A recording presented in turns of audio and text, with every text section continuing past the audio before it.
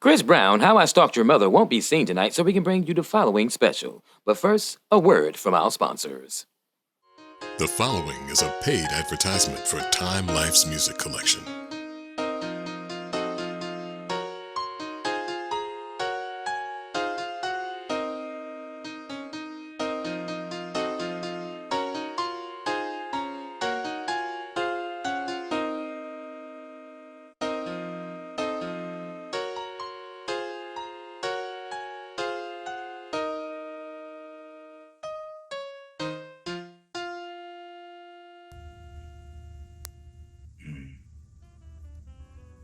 Hey, honeys, how y'all doing? It's me, Sexy Leroy here, honey, with Time Life Music, honey, and we're honoring one of the greatest to ever do it, the king of R&B himself, honey, R. Kelly, honey, with some of his greatest hits over the years. And tonight, well, we have a brand new special thing for you, honey. Time Life presents R. Kelly Penitentiary Remixes. Oh, you're gonna love it, honey. With such songs as Prisoner's Step,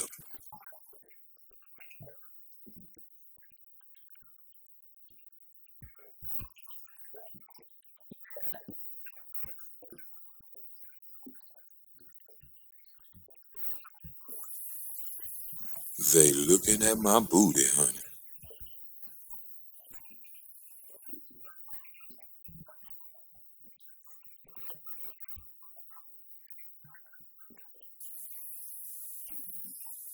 Turn Back Your Hands,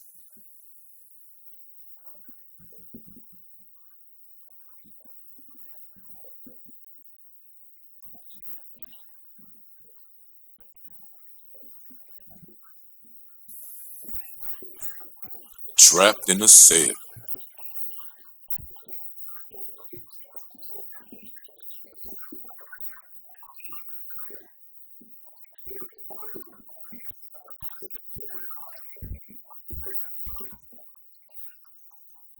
Step in My Cell.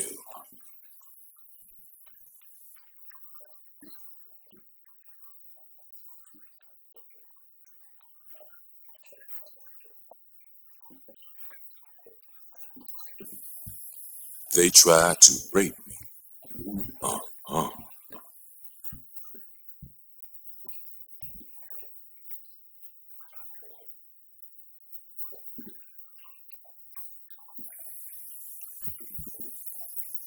Bitch, I wish.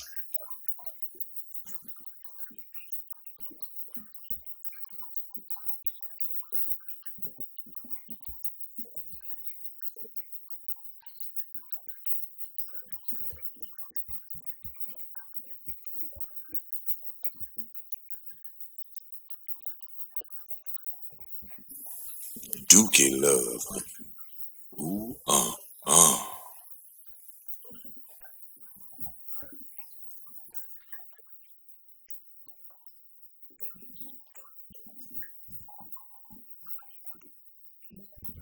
that's right, honey.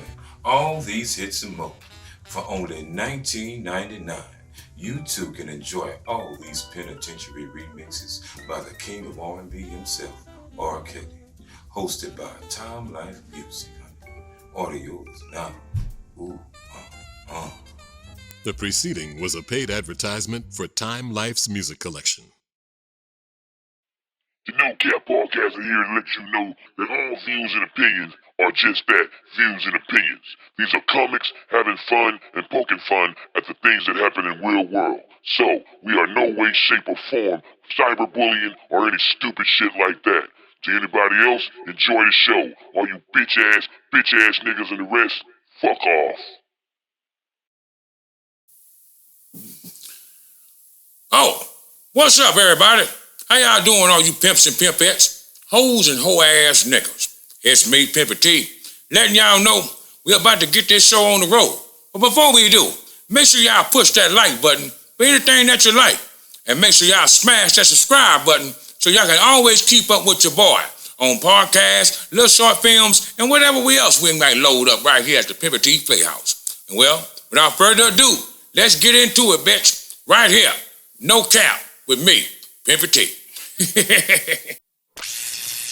This is a Pimpy T's Playhouse production. Hello, everybody. How y'all doing? And welcome to another No Cap podcast with me, Pimpy T, where we live, love, and laugh. Remember to let things go, that way you won't be troubled. Hey, I got a great show for you tonight. And as always, you know I got my host with the most, the one and only Serpent of Evil. It's the one and only me, Serpent of Evil, in the house with Pimpy T.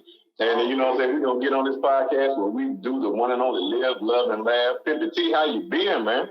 I'm good. I can't complain about a damn thing. Even if I did, I'd just inhale and exhale the rest. Look, man, we got a special guest with us tonight. Yes, sir. We got a special guest with us tonight, if you didn't know.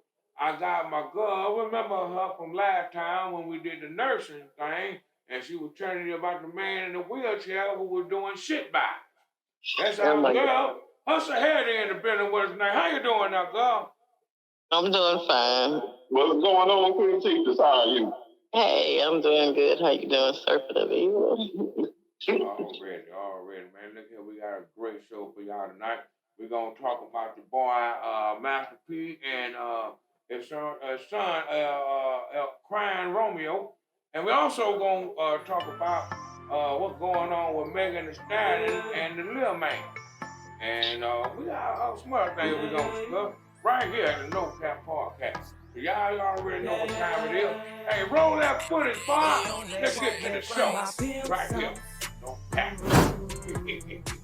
They love it, yeah. They only want me for my pimp sauce. Ooh. They love it, yeah. They ask me how did I make the sauce? PPT season and swagger juice. Mix it all up in a bowl till you got yourself a rule. Take your baby mama off a stool. Put her out there to go get the loot. More like that pimpin', since pimpin', you know that I speak the truth. Michael Jackson bad. Watch me hit my dad. Pimpy T, yeah, it's me. Fly as can be. They only want me for my pimp sauce. Ooh, they love it, yeah. They only want me for my pimp sauce. Ooh, they love it, Hey, welcome back to the No Cap Podcast. You lame. It's me, your boy Pepper T, along with my host, Serpent of Evil, and my special guest, Hustle Head. Yep. What's going on out there in YouTube land? Oh man, look at here. I hope y'all doing fine, even if you're not, ain't my fault. Look at here. We got a great show, and we're gonna start this thing with none other than Mr.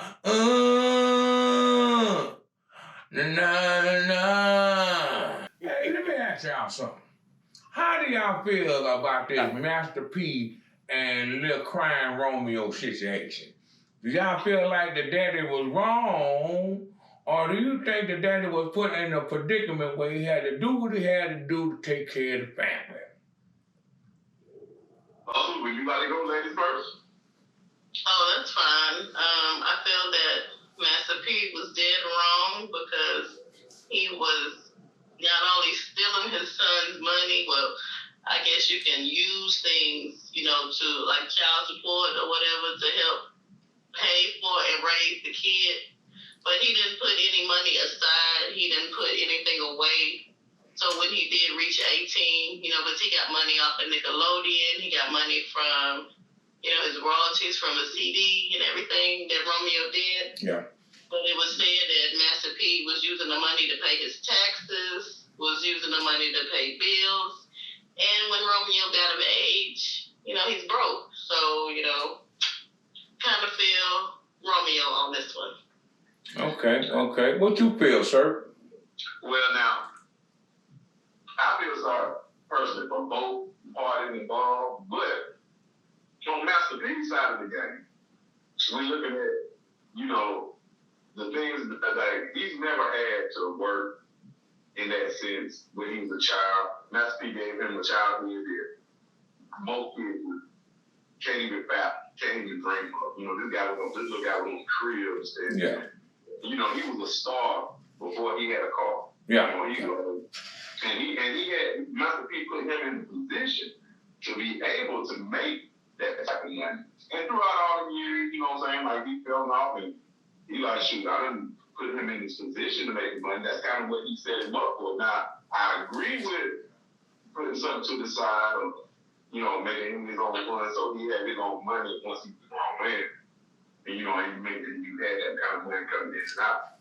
Yeah. Because you got so many people that's praising Master P's name for that one little record deal and he gave him $1 million cash. And, you know, like, there's people he hadn't talked to in 20 years. Yeah. Not even family, and they still hold a little respect for the position he put him in, at least put him in the industry.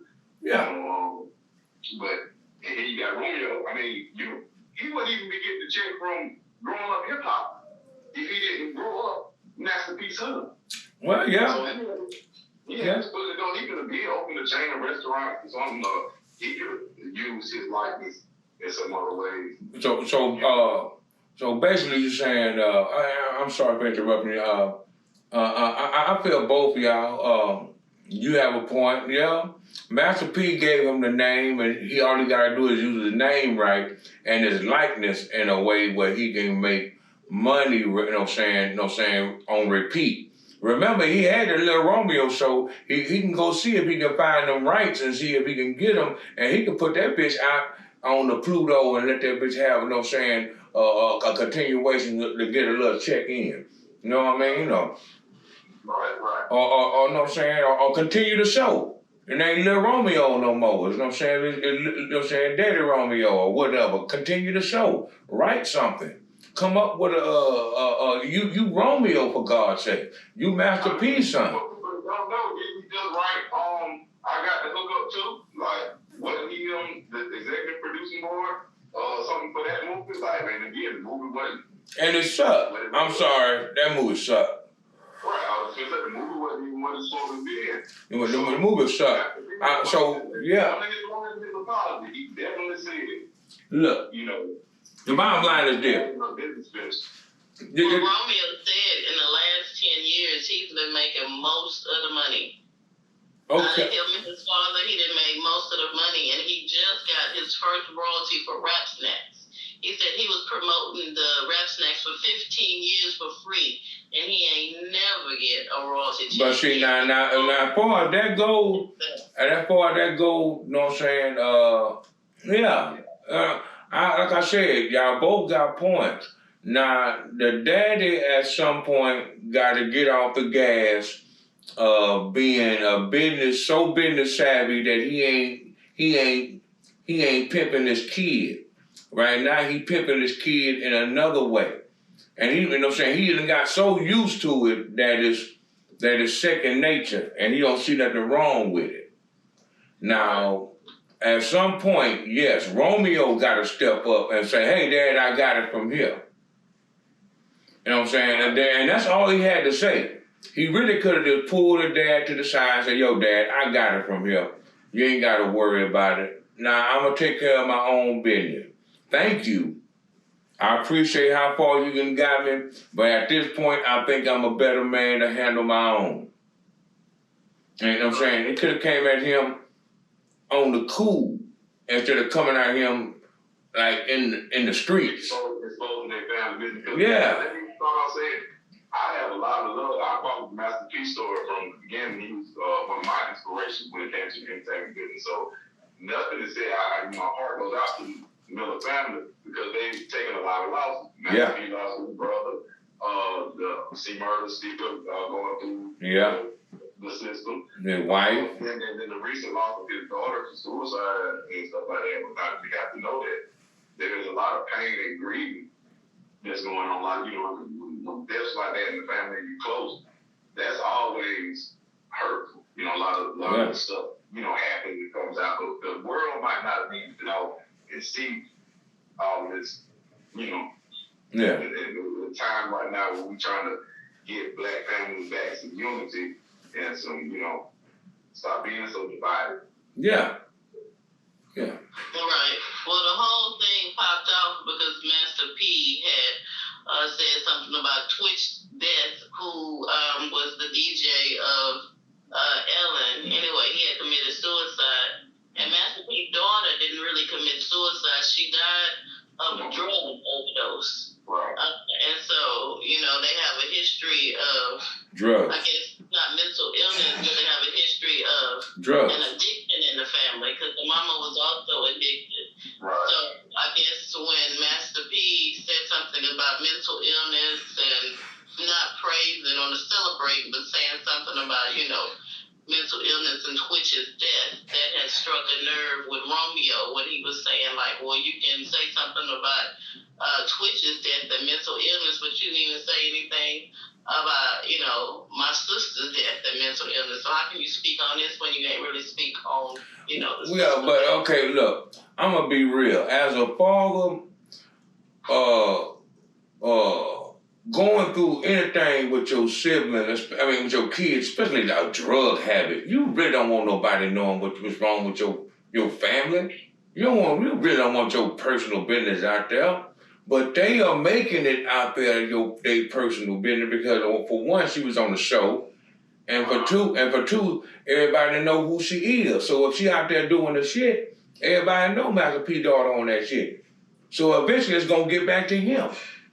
So it's like after a while, man, it's like you try to keep things in-house. You really don't want your business out there like that. Now, as far as things go, I'm pretty much sure after going through a lot with his wife, I'm pretty much sure he went through the same thing with his daughter, but at the same time, he probably cut it off a little bit quicker because he went through a lot with his wife. And I think that might have hurted Romeo a little bit, but at the same time, you gotta understand, man, it's hard, man. He just went through that shit. I know a lot of people don't get it. As a child, you don't get it like the parent get it because the parent look at it in so many different ways. Hey, and now what I was gonna bring up too, like you were saying, when let's say like you got a sick cat in your house, and you trying to deal with and cope with that problem, you know what I'm saying? Like you said, as it is, it hasn't escalated to that yet.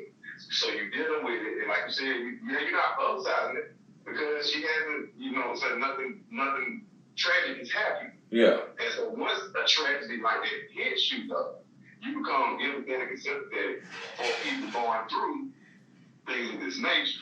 Mm. So yeah, you might might not spoke out about losing your daughter because you know, but now somebody else lost their kid, and he understands their pain. He's feeling his pain, and so trying to, you know, help someone else when, hey, just to be a good person and just to speak out and say, hey man, I too know what you're going through. Yeah. And you start to speak out and stuff like that. That's it. Great. I mean, you know, hey, when you see somebody else going through something similar or that type of pain that you understand it. Yeah. Yeah, you might not have been an advocate for it before. You know, like they said, when it hits home. Yeah. It might not have hit home so hard.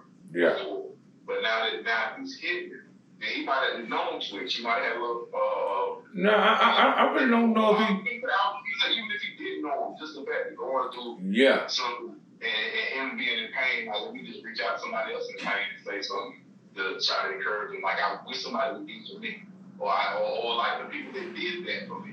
Let me do the same, let me return that blessing to somebody else, and now Romeo feels some kind of way. That's kind of. I think Romeo feels. Hustle, you want to say something on that before I say something? Well, they're always saying that Romeo is ungrateful. He's spoiled. He's rotten. He's 33 years plus. He's a grown man. He ain't no child, so stand on his own 2 feet. But I felt like his father was avoiding his own child's struggle when speaking on somebody else. No.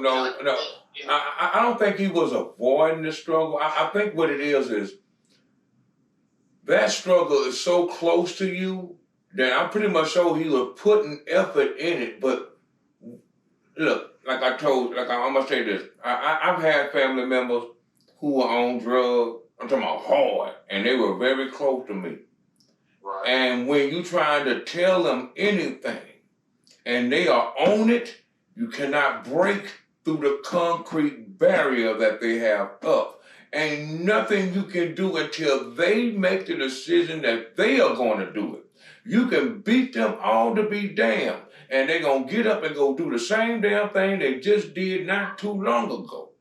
I witnessed it so much, and after a while it started hurting to the point where you gotta just escape from the scene, or you're going to drive yourself mad because you want to snatch them and do what you want to, but they're grown and ain't nothing you can do about it. Right, and then on top of that, like for example, with the Houston, it was a joke. Let's say for some of the celebrities that some of the addiction problems they had, that was like Hollywood's joke, but until they pass away from, then all of a sudden it's a foundation up in honor of them, and Yeah. and they want to speak out on, you know, maybe something. So it's, you know, in that nature, I can understand P reaching out and everything, and I can understand the grieving process and the hate, the anger that you feel as a child also, you know what I'm saying? Yeah. And one thing about mental illness and emotional disparity, we all talk about mental illness, but this is a lot of emotional situations. And then that emotional hurt is, you know, unbearable sometimes. You lash out. You say things you don't want to say, and then you got to eat that shit later. Yeah. Right. And so, you know, like that emotional ties to the situation have a lot to do with it. It's like there's no age limit on it. People need to stop that because, you know, again, there's no age limit on hurt, pain. Yeah. You know, emotional grief. Yeah. So, you know, my thing is, I pray for their, what's the word I'm looking for? I pray for their, they rekindling, or whatever the word I'm looking for. I pray that they get it together, put it that way, and sit down. Fuck doing the shit for the clout. Sit down some damn well and talk to your daddy, and daddy talk to the son, and get this shit understood. It don't need to be nobody's business but y'all at the end of the day on what y'all do and how y'all moving forward. But y'all need to get it together before it gets worse. Right. Because for so long, they were the representation of the black family empire. What to do when you break generational wealth curse. And in so many years, I guess Master P, that's what he first promoted with Romeo. You know, the togetherness of family. Let's see, like, his whole situation was family. Like, most of his family members at the time, close, they were part of the No Limit Empire. At some point, some kind of, you had a job title, you got a check from all that money. I mean, so he looked out. But like you said, I'm not ATM shit. So, because think about today's time, see, we got a situation here. It's like kind of like the new millennials, or the millennials versus Gen X. Because where Master P tried to get us that, you know, Gen X, we grew up with that, hey man, I want to be able to give my kids the best of everything I want. And now that's a standard. Yeah. So Romeo's dog is looking at him like, hey dad, where's mine? The iPhone 24 when you were 6. I want the iPhone 99. Yeah. Now that I am 16. Yeah. And matter of fact, right when this happened, I seen a clip on the tube about P. Diddy turning around and buying his 16-year-old twins. Yeah. Rainbows and throwing them big sweet 6. So yeah. They said that financial money level up to where, you know, Romeo can't compete and give the things that his dad gave him. Yeah. Because he didn't go out and he didn't create his own empire to do so. Yeah. Like I said, man, yeah. What ain't put aside of it, he didn't get the money to? The clout thing, you know what I'm saying, of seeing everybody else doing something that you might feel like you should be able to do. I still feel like at some point you still should put some work in. Yes, your daddy should have left you some money, but at the same time, I feel like at some point you should have said, hey, Dad, I got it from here. Let me get it. I got it from this point. I appreciate you getting me this far, but I think I got it from here. And he should have been able to say okay. But if he didn't, that should have let your radar go up and go ahead and say, you know what? I'm gonna start doing things on my own and just cut Dad out of it. The things I got with him, I'm gonna leave with him, but I'm gonna start my new adventure, and I'm just gonna not put Dad in it. Well, what Romeo was saying, it was a facade. His dad is not really rich. He was making the money and making it seem like as though his dad could shine because it was the image. And his daddy was still trying to live up to an image. And what Romeo is saying, he's kind of resentful because he was brought to the forefront. He really didn't have a childhood, so he was out there as a star child making money for his family. What other siblings was kind of behind. He was the oldest, but he was still a child, and he was doing this for many, many, many, many years. I know what? And side baby, Symphonique. All the ones that he paraded and tried to help with their careers. You know what? I think that's all a lie. I think he enjoyed doing what he did. It's just the fact that he ain't got no end, so he just talking stupid shit and telling the shit backwards instead of telling it like it do. I really think that nigga enjoyed doing what he did. Now, I know he probably didn't like the fact that when he came home, everybody was treating him different. That's what he talking about. Well, my siblings couldn't do. But he only saying that because when he came home, they were treating him different when he got a little older. But when he was a baby, when they were babies, they probably didn't even know nothing about it. But when they became old enough to understand, like when they had the Nickelodeon shit, them motherfuckers probably in his ass when he came home. Man, look, you had a great run. Everybody get their great run. And here's the crazy thing. You still in the game, nigga. All you gotta do is Andre 3000 yourself and reinvent the way you come out. And that way you can get those ooh-ahs that you need to get that bag that you need. Your money right there. You're still Romeo at the end of the day. I don't understand. And I doubt very seriously, when he's talking about he ain't got no money, he living in the project somewhere. I doubt very seriously. Hell no, that nigga ain't living no goddamn project. I doubt very seriously his lifestyle. He's having that problem of trying to compete like 50 Cent, son. Yes. Trying to compete with that lifestyle. Like he said, his dad money came and went. I mean, but the residuals, that, like you said, keeping up to that lifestyle, that standard, that image.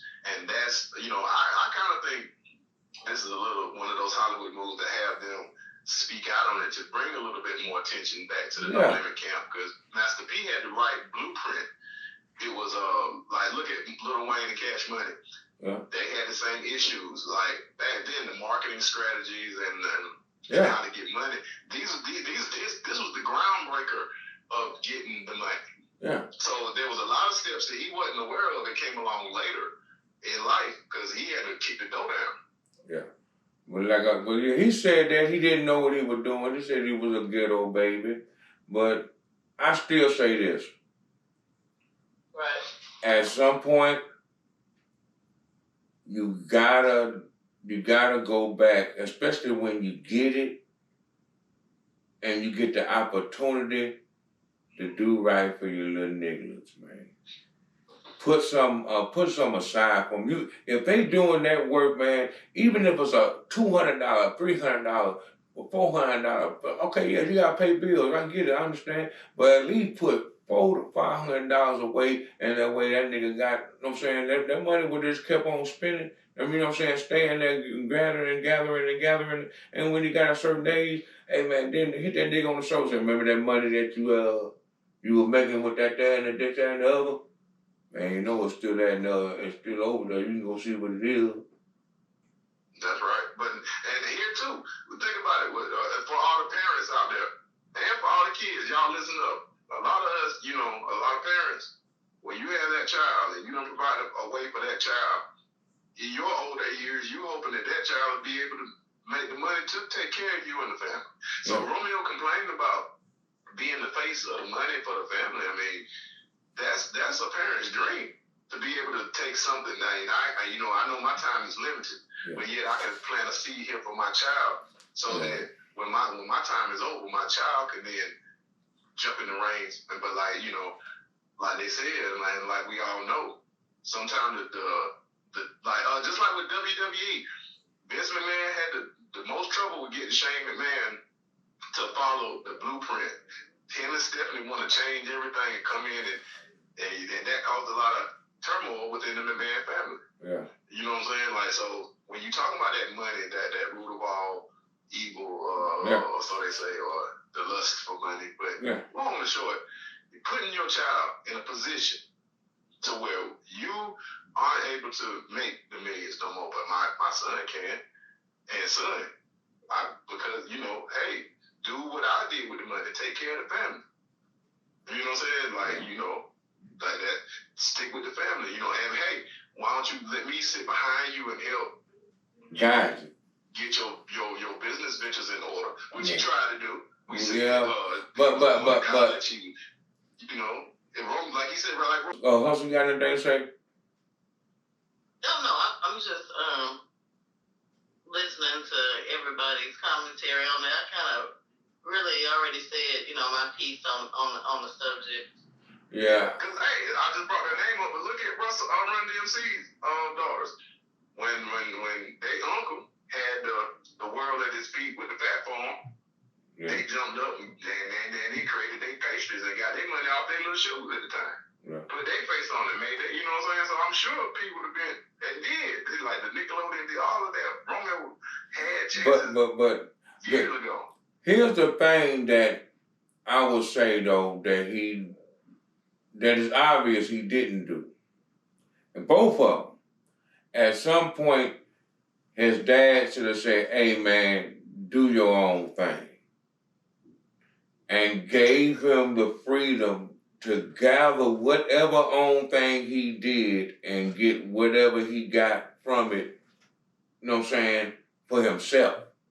And just told him how to raise his money now, and then step back and allow him to make mistakes, come in, tell him how to clean the mistake, step back and see if he's going to be a person that can be on his own business, or this is a person that needs more of what you call that assistant. Right. That's going to keep him. Romeo mad that he not like J. Prince Jr.? Nah, I don't think I know. I think Romeo just want to be a dad because he never had a chance to be a son, a brother. You know what I mean? Now that he has a daughter,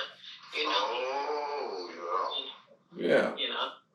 So, and see, that's what I was saying. He thinking back, now that he has that daughter, he looking like, dang, man, my dad was able to give me the world. Like, I had everything with another child. And, like, he's not being able to do that for him, Yeah, and Romeo himself is not able to produce Romeo that. Hasn't put his foot in the world to where he got that kind of bread to do the same for his daughter. So, looking back, like, hey, Dad, where's the money? So, For me, but instead of saying, damn, I should have did this. I should have saved up. I should have took at a certain age. This is why, you know what I'm saying, I tell my own son, you know what I'm saying, hey, now, nigga, you're going to do it yourself. Look, I want to be able to lead you to the water. I want you to drink it. I want you to make a mistake or two. I want to help you as much as I can for you to clean it up. But for the most part, I want you to stick your neck out there and do it. Because when you do it for yourself, you'll see, I can do this myself. Yeah. I don't want to be in your financial shit. You know what I'm saying? Things can happen, regardless if you're not trying to be that parent or not. It's when one day you might flip that nigga shit over and go, God damn, how much you got in the bank, nigga? Shit. Hey, baby, look here, baby, we want to go. Remember that time we said we wanted to go out? We about to go out now. Put the good dress on. Put the one with the titty sitting out. We going out. We going where the crackers at. Hey, we finna go spend money. Look, shit can happen. So it's good for you to know your own shit, be able to look at your own shit, guide your own shit, and know how to do your own shit. That way when things happen, you ain't got to go, oh my damn. You can know how to do it yourself. Man, I can remember being a young 20-year-old man and thinking to myself, damn, Master P set it up to where if he ever fall off, he can go to his son and be like, hey, man, let me get a couple million right fast, blah, blah, blah, blah. He can go to his brother, like, hey, man, you ain't been doing nothing sitting on your royalty checks or whatever. That's the way I looked at it. Now, again, that massage for Hollywood, true, but I mean, that's what they do. We got to stop being so hard on the people that, you know what I'm saying, living their life, their normal life, to entertain us. Yeah. They're sacrificing having a normal life like we have to entertain us. But that doesn't. Master P is not Superman. He is a normal man that thought of a good idea to get him some money in the rap game. Yep. And he took a character. He earned some money. He tried to do other business ventures. And long and short, life, you know, if you're not still that number one artist, you know, sometimes it don't always work. Long and short, man. Bottom line, you get old. It happens. And when you get old, you gotta do something else. This is the day and age of the computer. That's all I'm saying. So you look at it like winning the lottery. Let's say you win the lottery for $300 million, and you know you go, of course, you go take care of your kids and buy a nice house and make sure they have the best life in the world. And what you said, baby. Hopefully you smart enough to put something away for them immediately for them later. But then, you know, the lifestyle that you're able to give them and doing things, and you bought you a yacht and all that, and you spent all your money out, and now you didn't build nothing that's going to continue to make that kind of money. So, as the years go on, you know, it starts to decline. It's going to decline. Next thing you know, you turn around, you used up and spent the money. And hopefully, you know, instead of giving your kids an apple, hopefully you planted a seed somewhere so they can know how to grow their own apple trees. Yeah. You know what I'm saying? And that way in life, that they can continue on. But long and short, if you won the lottery, spend it all on your family, just that made sure their lives was the best. And then they turn around when they get older like, hey, man, I can't do that now. Yeah, you play some scratch offs like I did. I played scratch offs.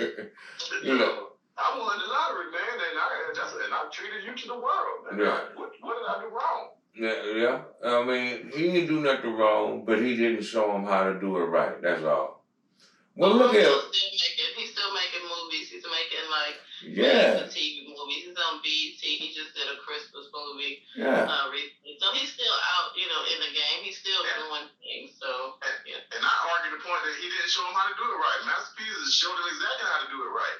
Yeah. But do you want to follow the blueprint and do it the same way I did it? No, that's how you don't want to do it. You got your own ideas. That part. You your venture, the way you try to do it, it don't work. Like I just said about that. You want to take what that nigga had, add your 2 cents, take what he had, see the blueprint for what it is, and see, okay, I see what he was trying to do. Let me take this out. Let me take that out. I'm going to add this. Put that over here because that makes sense over here. All right, now this is the real blueprint right here. See how Lil Wayne did that? He sat up on the baby. He seen how baby did it. He got out. He owned his own record label. He signed Drake and Nicki Minaj, and now he's sitting there. And he don't do shit now. He can do what baby did. He ain't got to do a damn thing. That nigga, he can lay back on the bed and fart 2 times, roll over, slap somebody, pay that lawyer fee, and then go back home and do the same thing again. And he's still complaining about the money, baby. They never pay him, but guess what? He got his own millions, because why? He's God of good. I look at it like it's a God of good. He got what he deserved in the long run. And everything, baby, to his life. Now speaking of Master P and all the stuff that he been doing lately, I want to throw this in because when he was talking about the brother that did himself, he also been trying to help your boy Snoop with his cereal. You know, Snoop been trying to get back into the game. You know, that's another thing. Some of them old entertainers, man, you know, what they used to do, they can't do because the market is so flooded with so much bullshit that sometimes it knocks some of the old schools out the way. You know what I'm saying? And well, they ain't got no checks coming in. Yeah. Your next hustle, your next movie, if you ain't got no deals on the line, they they go on to social media, they trying to figure out they selling product, how to get this next check so they can continue to live that lifestyle. Yeah. And right now, they getting paid off of TikTok and Instagram and YouTube and but it ain't that check. I'm sorry, go ahead. I was just saying they're not worried about industry side checks. They get their own money out here. Look at the guy, what's his name, Mr. Beast on YouTube, rich millionaire guy, famous TikTokers, and they're getting famous from that. Hollywood is really suffering right now because it's hard to bring in that talent. But Snoop just bought Death Row. So he is now in that position of Master P. Again, another example of Master P planting a seed in somebody. Yeah, but he planted a seed. Look. I know what Snoop was trying to do. Snoop was just basically trying to make sure that the music don't get into the wrong people's hands. And he said, you know what? I'll get that motherfucker than to have the music going into the wrong people's hands and our shit don't never be seen. You know what I'm saying? Never be heard of again. Take our shit all the way out of there. Look here. I understand what he's doing. I understand he's trying to also bring into new artists and build something. But at the same time, man, you gotta put money in to make money. And if you putting all your money in the pot and nobody else but you, that your money starting to dwindle real quick like a mob. You know what I'm saying? And all that old big bags of trees turn into, hey man, let me get a 20. Oh yeah. You know what I'm saying? Let me get something to Thursday. Man, come on, dog. It's me, dog. I mean, look what happened to our brother. Throw some D's on that bitch. You know what I'm saying? And when I seen him, I was like, damn, I ain't want to believe it was him. But the next time I seen him, like, damn, that is that nigga. And it was hard to look at him like that. And defeated. Ain't got nothing to hold because they ain't do right by the money. You know what I'm saying? So I hate to see Snoop out there, doing what he's doing, but I understand, man, you got to make that bag. You know what I'm saying?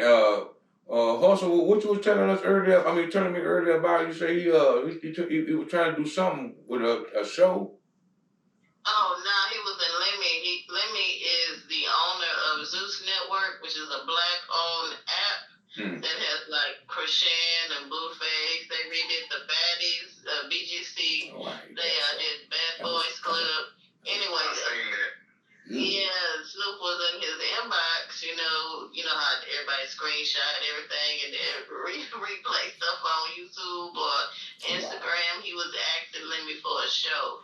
He was like, I like your network. It's out here is black owned, and how about you give me a show? I can bring myself to your platform.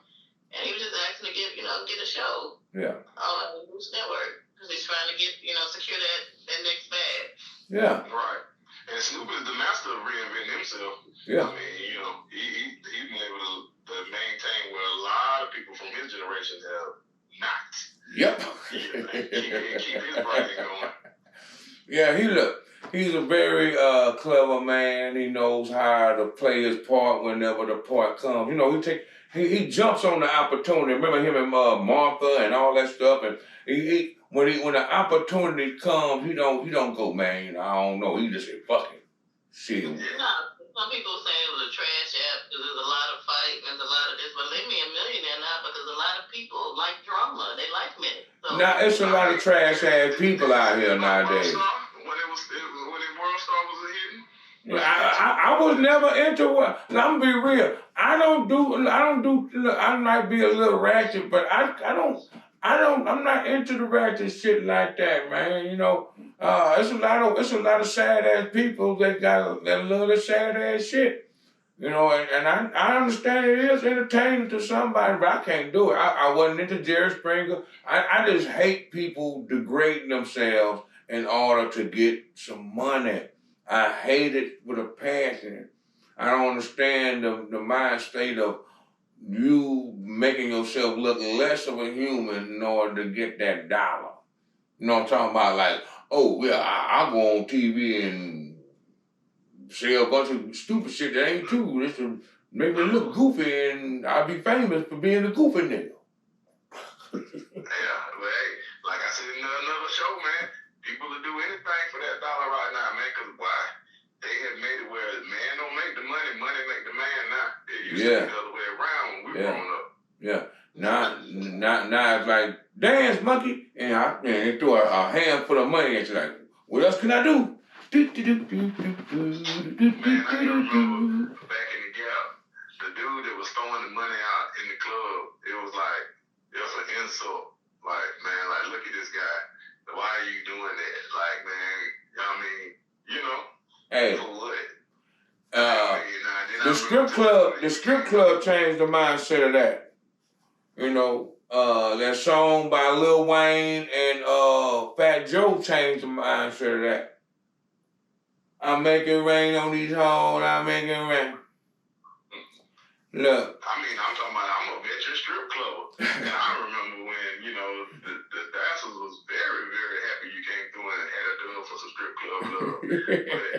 But nah, you got to come walk in the door, look around and throw out $1,000 in there. And now it's time to party. Yeah. No, I ain't even got nothing to drink yet. Hey, it is what it is. Look here, Brother Snoop. I pray that you get the show. You are a very inventive man. I would love to see what you will do with it. Anything that you get, I know it's going to be off the chain. So I pray that you get it, brother. And on top of that, you can show your titties and all your ass. Oh, I hope you get a show because that nigga going to do something crazy like he did all the other videos he do. But look here. Like the dancing thing, like Jocelyn's Cabaret. Oh, please. That, what's that gay ass show? What's the other one with a bunch of dudes twerking and...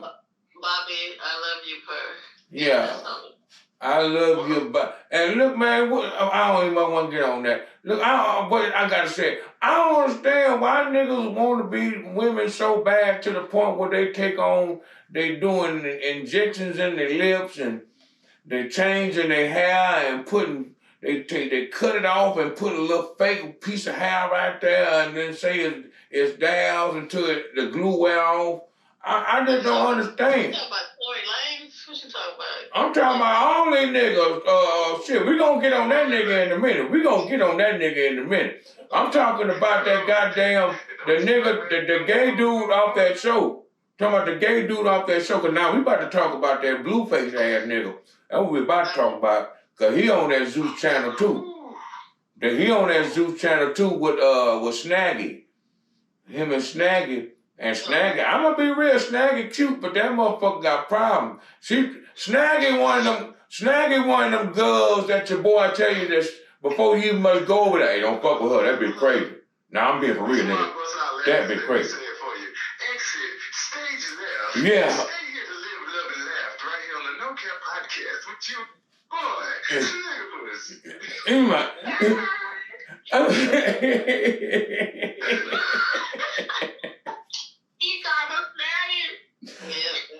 Hey, Snaggy crazy though. Let me tell you. With that one false tooth in, you know. Hey, don't she got a tooth with Blueface face on it? She thinks she likes. I don't even know when you get those.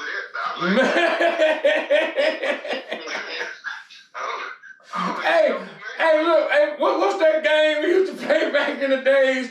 Remember that little game they used to give you at every party that have a puzzle on it and you got to move the damn pieces around to know how to make the puzzle fall? Oh, you talking about Operation? No. Look, remember back in the days, man, and I want to say, look, when we used to go to people parties, they give you a grab bag and they got the little bazooka in there, that thing to make the noise. Yeah, it was a puzzle, right? And it was a little square. And you had to move the little pieces around. Yeah, that what her mouth reminded me of. I'm sorry. No, but she cute, but look, she too crazy for me. Anybody, let me tell you something. Anybody that would to turn around and look her man right in the face and then, bam! I love you, baby. Come here, take this money. Take that money. Now what the fuck? I'm gonna go take the car because you ain't paying attention to me, and I'm gonna go drive down the street and fuck it up, and I'll be back. I'm gonna walk home. Like what the fuck? No, you know what?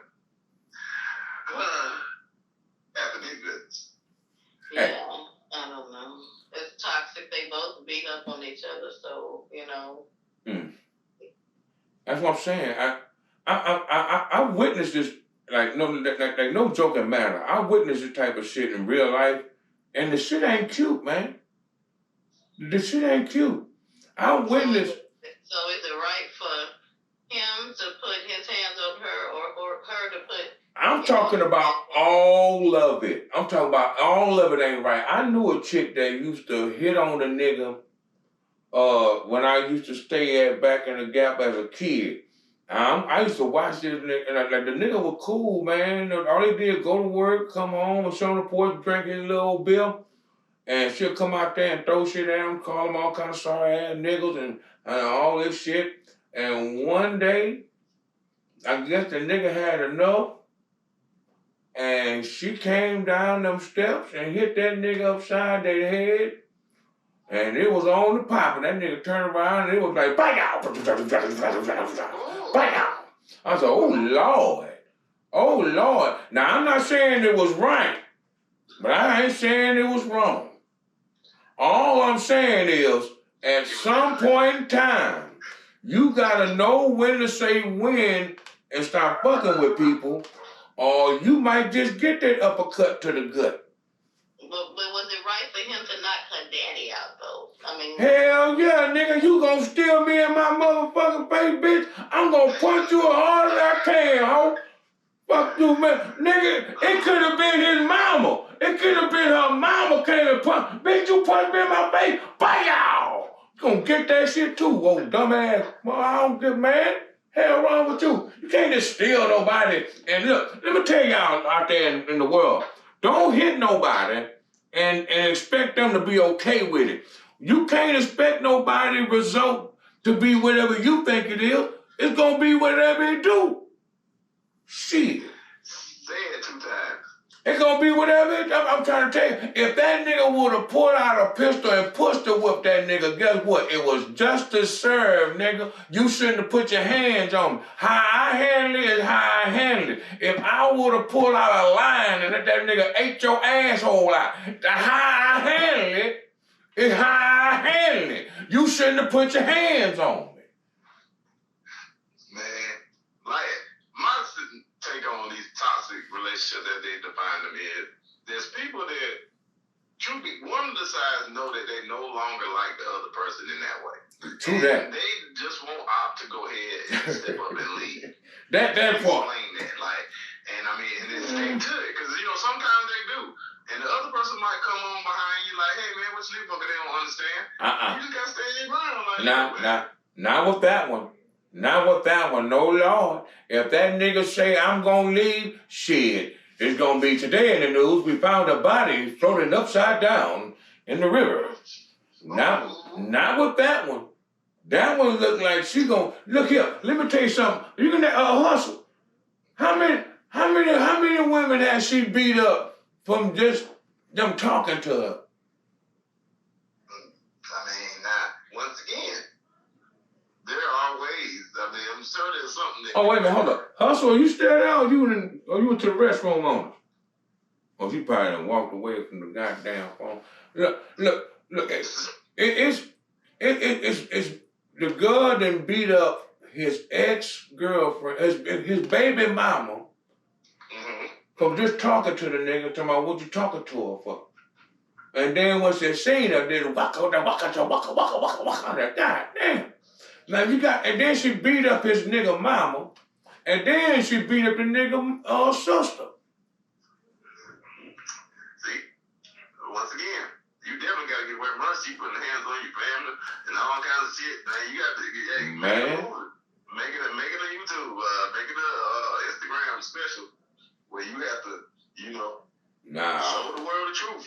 He's like, look, I'm leaving you. Nigga, I don't think she care about no witnesses, nigga. You understand me? If she be on a whole video smacking the nigga in the face, I don't think she give a fuck about a goddamn video. She might not care a little bit. Nigga, she might pull a whole bazooka out on that nigga and boom. Might catch that nigga, we might be driving and say, you know what? Fuck us both, nigga. On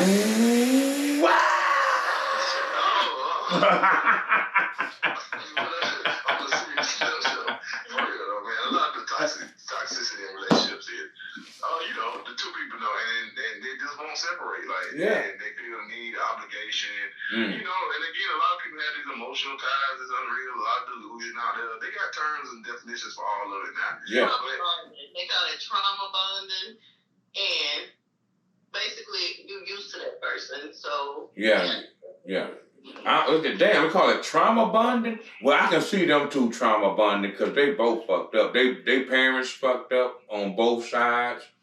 You know what I'm saying? See, that has a lot to do probably with a certain society trying to emulate and trying to copy another society, another culture that is good at that. Like, there's a culture that is actually good at trauma bonding, where they were, let's say, enslaved years ago, and then they that those ones that's like from the hood, the projects, like I'll just let it out, man. That's the hood thing, man. Project thing, man. Like, from the projects, we bond because we know our struggle together, and that makes a strong bond where we can get out and we have that understanding of our code. So therefore, a lot of this world is trying to be gangster, trying to be on the bad side of things, and it's like, hey man, y'all taking on a lot of traits that you can't really handle mentally or emotionally. On they note, I just think they came from a long line of abuse, and all they know is abuse. They feel abuse is love because they have watched people abuse each other and then say they love each other and they stay there for each other, kill, die for each other, but they're abusive to each other. They say love, but they literally punching each other in the face and doing shit to each other. You know what I'm saying? And publicly, and calling each other bitch and sorry ass hoes, and you can give that vibe from them just from that little scene of the father saying, "Man, that's my motherfucking daughter, nigga. Don't be putting your hands on my daughter now." I'm like, nigga, but you be putting your hands on your daughter and your wife. Ain't that what the hell, man? And then what you trained under this way?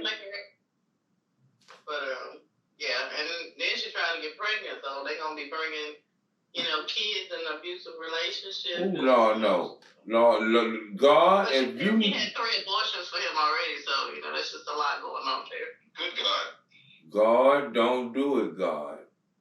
I don't think that'll be a good thing. Maybe when they did it again, that might be her way of slowing down, though. Because sometimes some people, when they get one, they change. Not this generation here. We got to come to terms with it is 2000, finna be 23. And man, we are actually 2, maybe 3 generations deep in millennialism. And it was saying 2023, and they right. We talk about y'all as just ancient history, like it need to come back, and there need to be some moral setting standards. Like that's why we're discussing it. But in reality, out there, if you stick your neck out and see what's going on with they don't give a fuck. And then the kids and on the social media, man, like we are dealing with a generation they think a lot of this is the way it's supposed to be. Yeah. Right.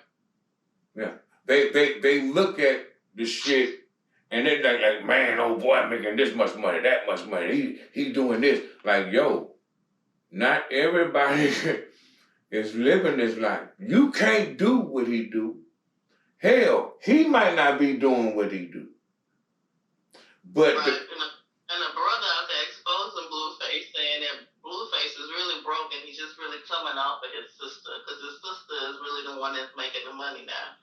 So and something like wait. His sister doing what? What is his sister doing? What? What is his sister doing? I never heard of his sister. His sister. I'm talking about Christian Rock brother. His sister is Christian Rock. Oh, she's saying that she's making the money now. Yeah, and Blueface is kind of just living off of that. That's how he's a reality. But guess what though? But hold up. Isn't that what she did though? Like, hey, it might just be returning the favor, but at that same level, like, hey, man, people don't understand. I'm confused. Business. Yeah, I'm confused though. But like, wasn't she living off him, and he was taking care of her, even though he was doing the dirty? He was still taking care of her. Yeah, he met her. She was living in his house. He was doing his own version of Bad Girls Club, where he had these women living in one of his houses, beating each other up. He did this. He actually did Bad Girls Club. He did it himself first with a WAC 100, and that's how he met her. She was one of the girls living in the house. So yeah. Hey. Yeah, see. And then so he actually created a toxic environment and picked one of the winner, the queen. She was beating everybody up. She beat his sister and mom up before. We were just saying that. Well, he picked Queen Toxicator. You know what I'm saying? Yeah, she the toxic queen. You don't pick nobody that don't give a fuck about beating your mama up. You understand what I'm saying?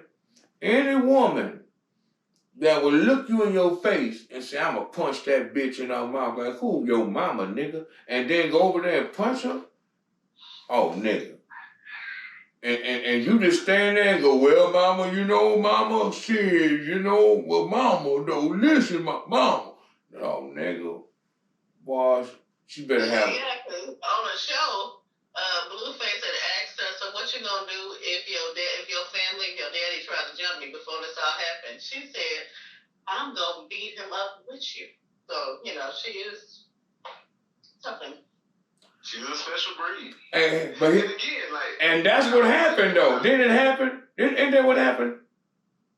I like to point out that a lot of the time, though, once they get a foot in the door of Hollywood, man, and that's why they can get exposed so easy. It's like, you got to come up with something for your character, something interesting, something people want to see. So a lot of this stuff is staged and, coerced and you planned, and they just display it. Why? Because it's going to get them views and talked about, like what we're doing right here on the No Care Podcast, enjoying just the entertainment of it all. It's the entertainment business, y'all out there. So, that's true. That's happening to them, with them.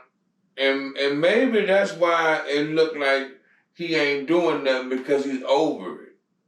Right. Maybe he's over all this shit he had to do in order to have shit. Maybe he's just over it. So many of them do that. How many stories do we have from the past to present? Yeah. They be famous for a little while, then they get out, join the church, and be all into the Lord. Yeah. Come back for a check, for a reward show. Yeah. Or they just go get a regular ass job at Walmart and live happy. They're trying to have a 9 to 5. They'll do whatever it takes so they can. Out in Vegas doing a residency. No. A lot of them don't even much do that. Or they be like Fizz opening their booty hole for OnlyFans. So wow. Whoa. Fizz, wait a minute. The fizzle getting the fizzle lizzle and the dizzle? Boy, wait a minute now. Goddamn me, nigga. You got booty hole. How you get your booty hole on the OnlyFans, man? I'm talking about went spread heel. I'm done with that, boy. B2 gay. That B2 gay is a motherfucker, boy. That B2 gay. I'm talking about. That boy just drop down, nigga, there you go on, boy. Drop down, nigga, there you go on, boy. That boy straight up, boy, God. Who put they poop, man? As a man, first of all, your name is Fizz, and you put your asshole out there. That don't look good, Fizz. And why do you got an OnlyFans as a man? As a man. Fizz had that song, Good Lotion. Oh, maybe he was putting lotion on the booty hole. Good lotion. I can imagine him sitting there talking about good lotion. Oh, it tickle. Good lotion.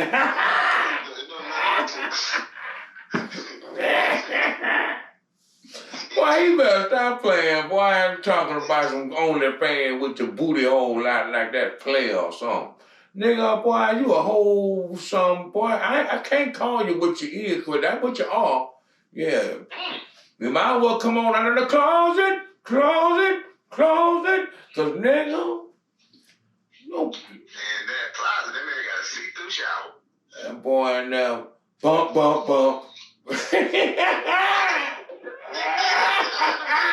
booty play, you know, they say they're not gay, but they think they're content for gay people. You know? Hey, what's that song they had with P. Diddy? That probably wouldn't have happened. Bump. That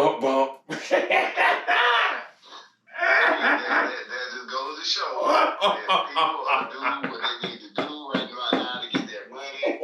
Because, again, it's a whole thing about being a millennial that you got to make your stamp in human history no matter what. Because in the future, you'll be talked about in the record books. Oh, so-and-so back in the early 2000s showed his booty hole, spread eagle. Yeah. He used to be a famous R&B singer. You know what I'm saying? You'll be a question on Jeopardy, nigga, and you don't even much know it. This is Jeopardy 30,000.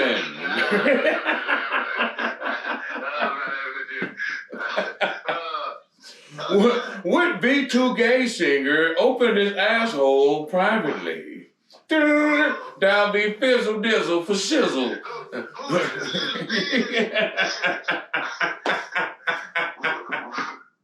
Boy, busy, boy, you crazy, boy. That be too gay, boy. Y'all be too gay, boy. Bump.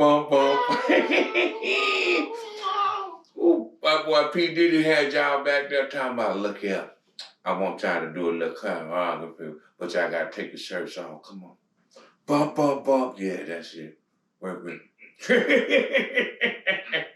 I got an ice hole where my face used to be. I got an ice hole. Yeah, that's deep. Because you know that they was all tempered as little boys, you know, because they lived in that house. So. What? Yeah, that story was all, look it up, man. That story was all out there back in the day.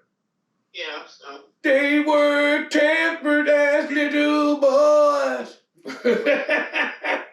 say Roger, Go Home Roger, you know, from that show was tearing them down. What you say, Marcus Houston was all that shit talking about? All I want to do is get naked. Boy, go ahead on Roger and they're talking about, now see, don't look back at me like that. I'm going to get rough on you now, boy. I'm going to get rough on you. You don't want me to get rough. Now don't look back at me. Now keep your head on straight. I'm back here. I'm the boss of the sauce. That's deep. Oh, no. That's deep. And then... That's why they had to get all that out of Hollywood and the music business. That's what they've been trying to do that. Yeah, they were trying to get out there. They were trying to get out there. They went to that Cat Williams, that part that Cat Williams was talking about. That what happened. They went to the party. Hey, y'all boys want some ice cream? Yeah. It's all back here. Come with me. They went too sensitive, though. Yeah. They went there to get there. I got an ice box where my heart used to be. Oh. Yeah.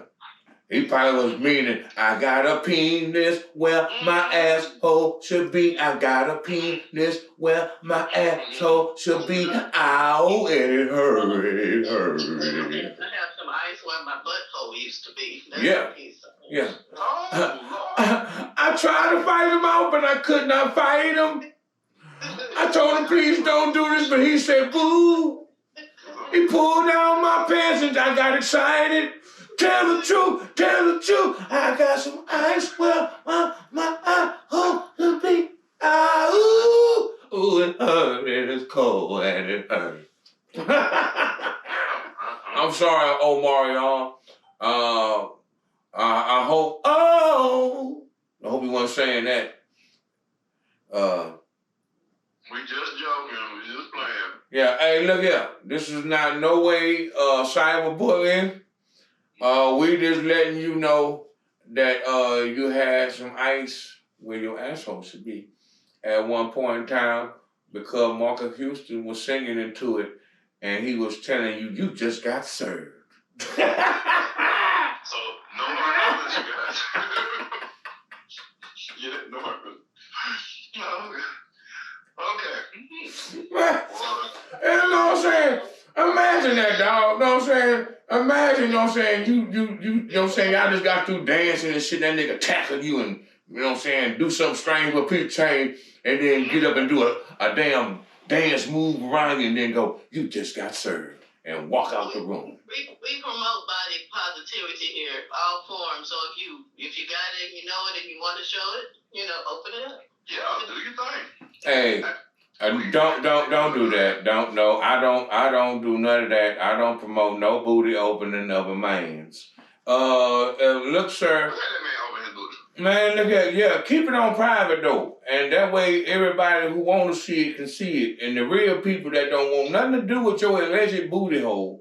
It wasn't OnlyFans. You gotta pay a fee to see. Man, why is people paying to see your... You know what, man? Let me tell you something, boy. You better cut the bullshit. You better cut the goddamn bullshit. You too old to be showing your booty hole on goddamn live. Shit is this? Just to get $1 nowadays, you opening up your ass and putting a little finger in there. So what's the age requirement? Yeah, like, is there a Silver Fox Club for booty holes? Man, that's deep. You know what I'm saying? You in there talking about, how y'all doing? I'm Fizz. You might remember me from B2K. Y'all ready? I'm about to spread my ass cheeks and let you see the real me. Yeah, you can sing into my booty hole if you want to. What do you see? Tell me what you see. I can't see back there. What do you see? How's my manscaping? Is it good? You like that? Somebody said it was tore up. It was different colors. So. Oh, I bet. You know what I'm Some saying? guy for the camera. Yeah, he got one of them horse booty holes by now. Oh, no. He got a hard booty hole. That motherfucker. He got one of them Grand Canyons. You can hear yourself when you speak into it. Hello, hello. Well, then he's been doing a lot of butt play then. Yeah. When cars pass by, they hear the echo. They think there's a car behind them. They think the car being the ventriloquist, but it's just the echo coming from out of the inside of their booty. They got my God. We need a drum roll so we can say and you gonna be here all week. Like the whistling in the bottle, you know? Yeah. He got a genie in the bottle. I'm sorry, Fizz. Hey, keep the booty, man, away from cameras and OnlyFans. That way only people won't be talking about how wide it was and abused it was. They said your booty hole looked like a red-headed stepchild whose stepfather didn't like him as well, so he locked him in the closet and beat him with a brick. Now, I don't know what you're going to do. Corporate job, and that be in the water cooler talk, you at the coffee with the curd, and, hey, man, did you see Blueface's asshole last night? Yeah, you know what I'm saying? Oh, man, it was so meaty. You know what I'm saying? Like, no, for real, like, yeah, man, it looked like Mike Tyson got a hold of somebody and just didn't give a fuck no more. Well, some people was disturbed behind the Oh, I bet. He had to do that, but you understand, I think they kicked him off with a scream tour, and then he was sleeping with Omarion's baby mama. She kicked him out the house. She with somebody else. So he ain't making no money. He ain't making no music. Yeah, because the booty hole he open. He doesn't own a reality TV show like he used to, so, you know. Hey, man, look, when you run your mouth about things that you shouldn't run your mouth about and expect people just to keep allowing that to happen, eventually your plate gonna get snatched from in front of you. You know what I'm saying? You can't just keep talking shit to the nigga that's cooking and think that your plate is coming. No, bitch, you ain't gonna get no plate on this net. I'm gonna bypass you. Nah, we ain't had no more. Yeah, you out of a plate, bruh. Yeah, you don't want none of this plate. Remember, the meat too rough. Remember, I put too much seasoning on the shit. You don't need to eat now, bruh. Go down the street with that shit. Go eat down the street, bruh. Yeah. But you know, if you on 103rd, opening up your booty hole, the car's passing by. Oh, how you doing there, lady? You look. I want to hear somebody say, I was thinking Arby's. You know what I'm saying? You don't want anybody to come to pull up on you. How much for a lay? I wonder what all the memes are on social media. Like, pardon me, do you have any grape coupon? You know what I'm saying? Can I ask you a few questions? You know what I'm saying? Or just have them spread it open and have the whole, you know what I'm saying, an eyeball or something. You know what I'm saying? And have a little, and have it. That shit off of Ace Ventura.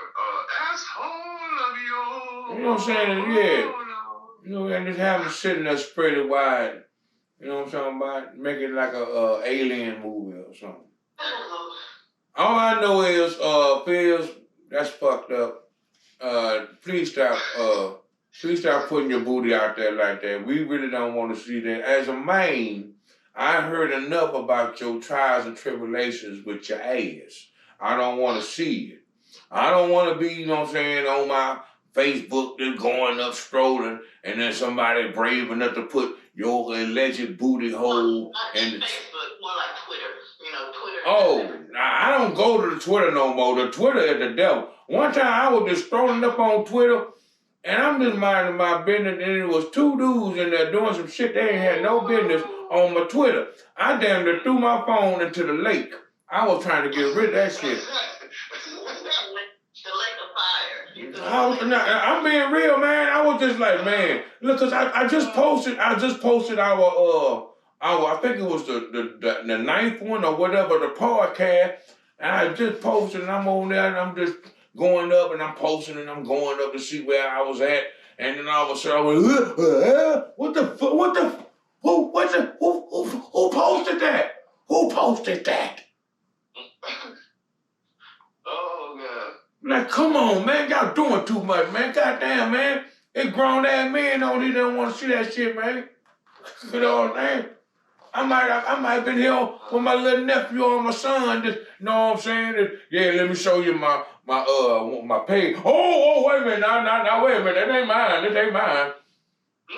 Uncle War was there. And Daddy, that's what you doing now, nigga. I don't know what that was, boy. I don't know what that was. I'm gonna go turn the phone in to the church, and maybe they can get that evil out of it, cause something ain't right in there. It's satanic.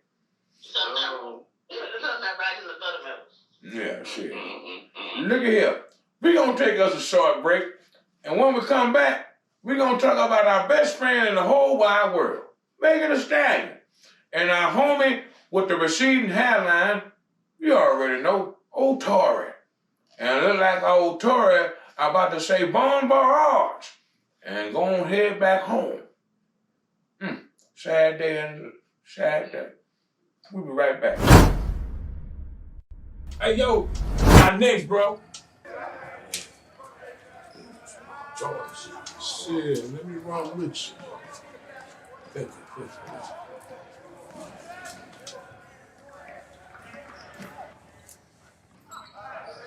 You all right over there, bud? Got some fresh feeling? Oh, yeah. I'm upset with you. What's that? Pixie dust. What's that? Hi, it's me, Dr. Hunsel Fillingbottom, the doctor of men's testicles, here with a brand new product for you. It's Pixie Dust Sports for the sportsman in brute, sport, and flexibility. Order yours today. Hey, I got next. Shit, let me run with you. Oh, what's up, What's bro? up? Shit, pass me the rock, baby. Shit, what's going on with you, motherfucker? That mean you feeling good, huh? Oh, yeah, man. Shit, you know what pizza does? Uh-huh. Woo, feeling good. Angels, bro. Damn right. Shit, let me see you talk that out. Let me show you something.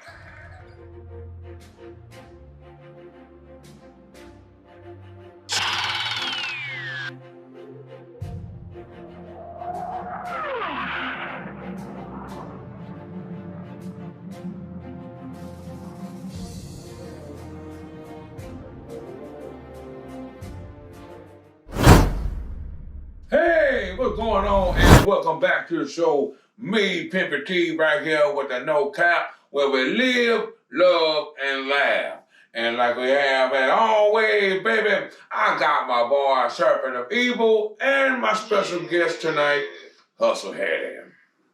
What's up? All right, now we're about to talk about the girl, Triple Thick Megan, the Wop Stallion, and oops, I lost my edge up, Tory Lanez. It looked like my boy is going back to Cali. Going back to Canada. Yeah, Canada. Going back to Canada. I don't want to. Yeah, sorry, brother. I kind of feel bad for him, but Hustle, what is your take on it before I ask my boy Serpent of Evil? Well, for one, I feel like they all lied on the stand. From Megan Thee Stallion, from Kelsey, the best friend, and Tory Lanez. They all lied. I also feel like Tory Lanez paid off Kelsey so she could change the story. Yeah. I really don't feel sorry for Megan Thee Stallion. Everybody's saying she's a hoe. She shouldn't have opened the legs, and he wouldn't even shot the 5 shots, and they was fighting. I just think it's all was like a setup. So that little got home a short man. He got to go back to Canada. He ain't gonna be able to see his kids. They gonna have to. He can actually see his kids. They just gonna be doing some flights to and from him. But that's how I feel to start it all off. What about you about this ordeal before I give my opinion, sir? Oh man, you know what I'm saying? I hate to see any altercations and making all the young black youth look disgraceful in public. But at the same time, Tory Lanez, man,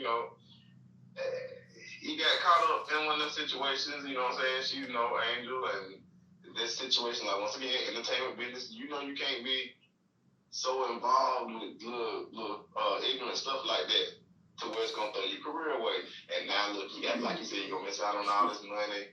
Yeah, you're gonna miss out on a lot of tour dates and future stuff that you had planned. All because, like my granny said, one little night, little pleasure. Yeah. It's a lifetime of pain. Yeah. I know that was said on that movie too, but I heard it first from my grandfather, so hey. Yeah.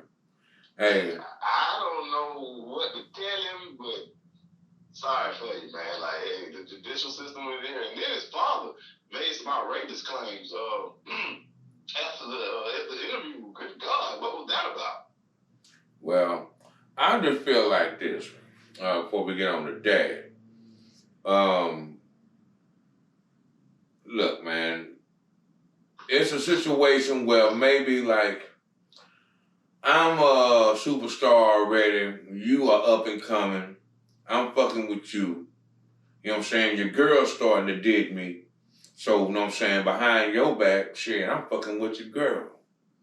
You know what I'm saying? You don't know no better, but your girl know better. And then they start talking about the fact that he was at somebody else's house and they start fucking with them.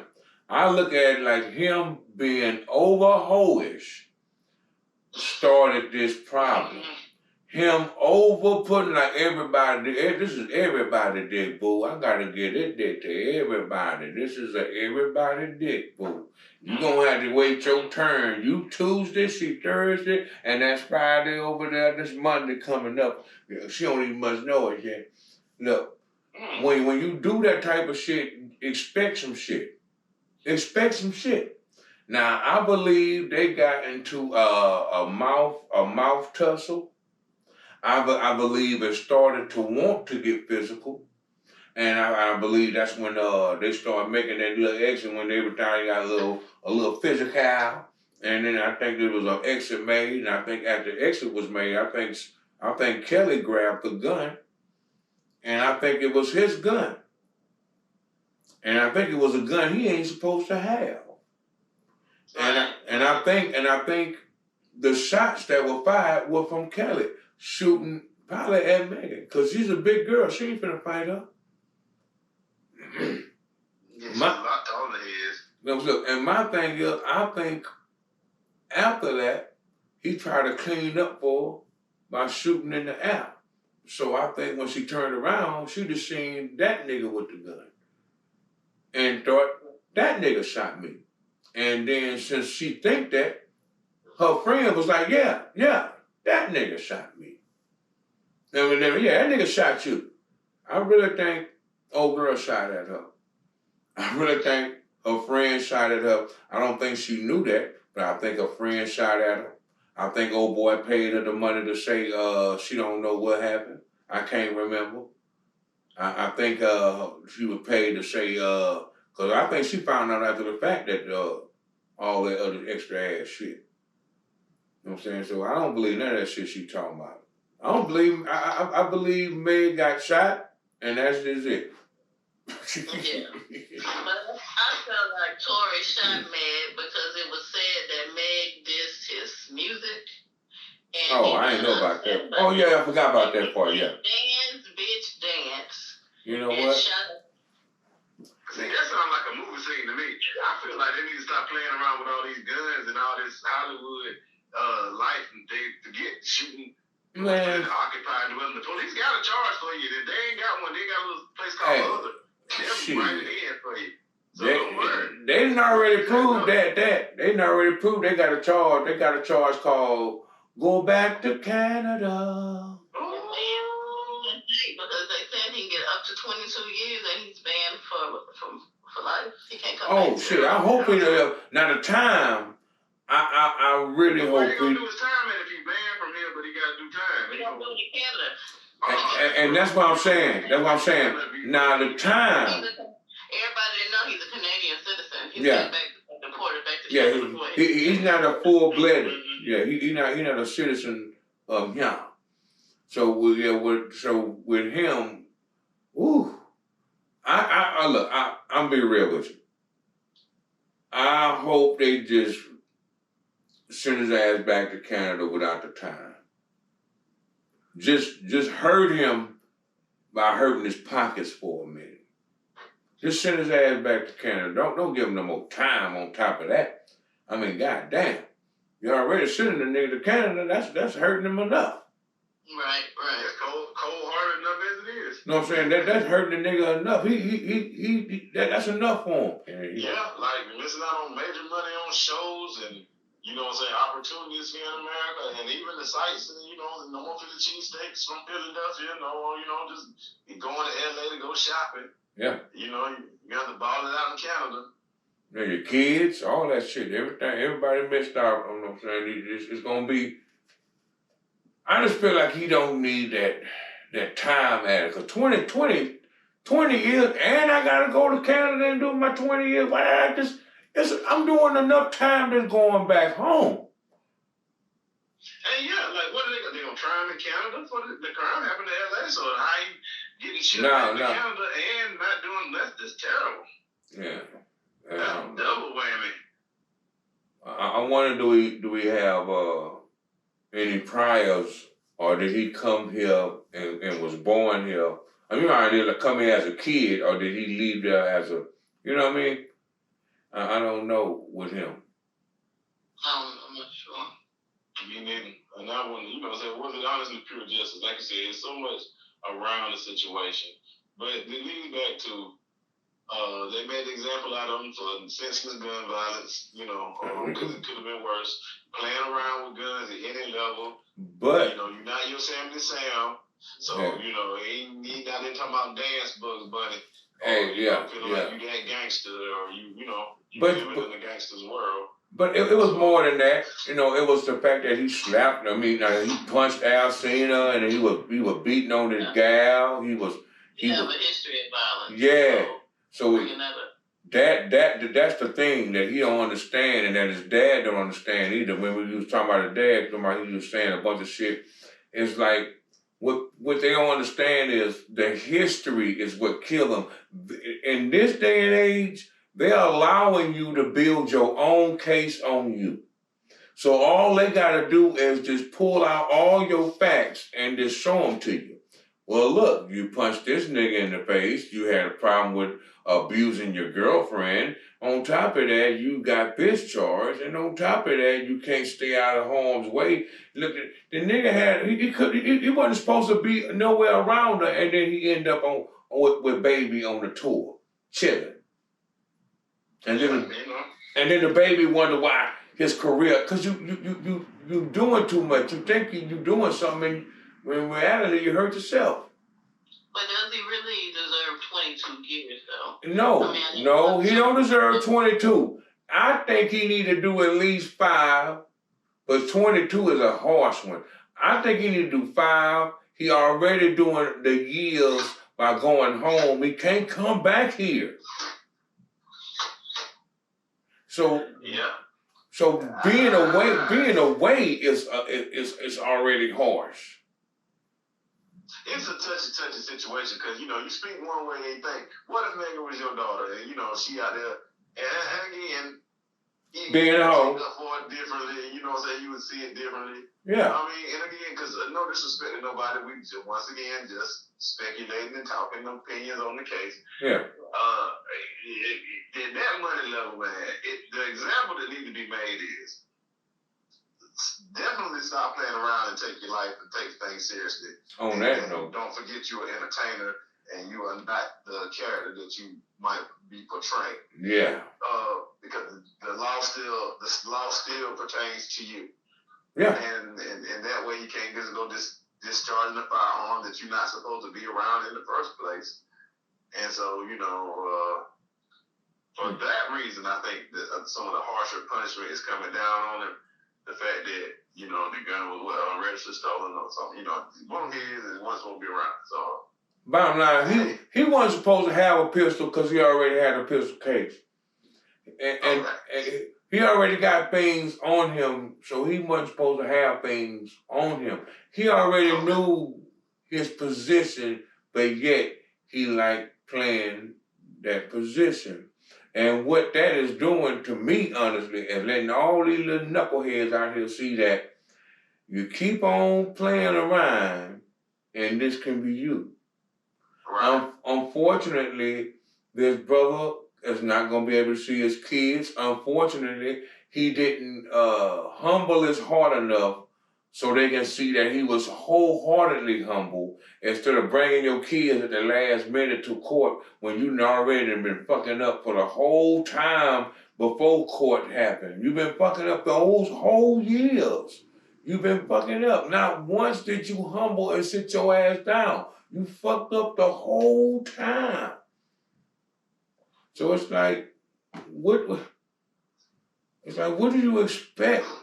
I mean, at the end of the day, you want people to have this mercy and understanding, but it's like the mercy and understanding can be there when you was humble.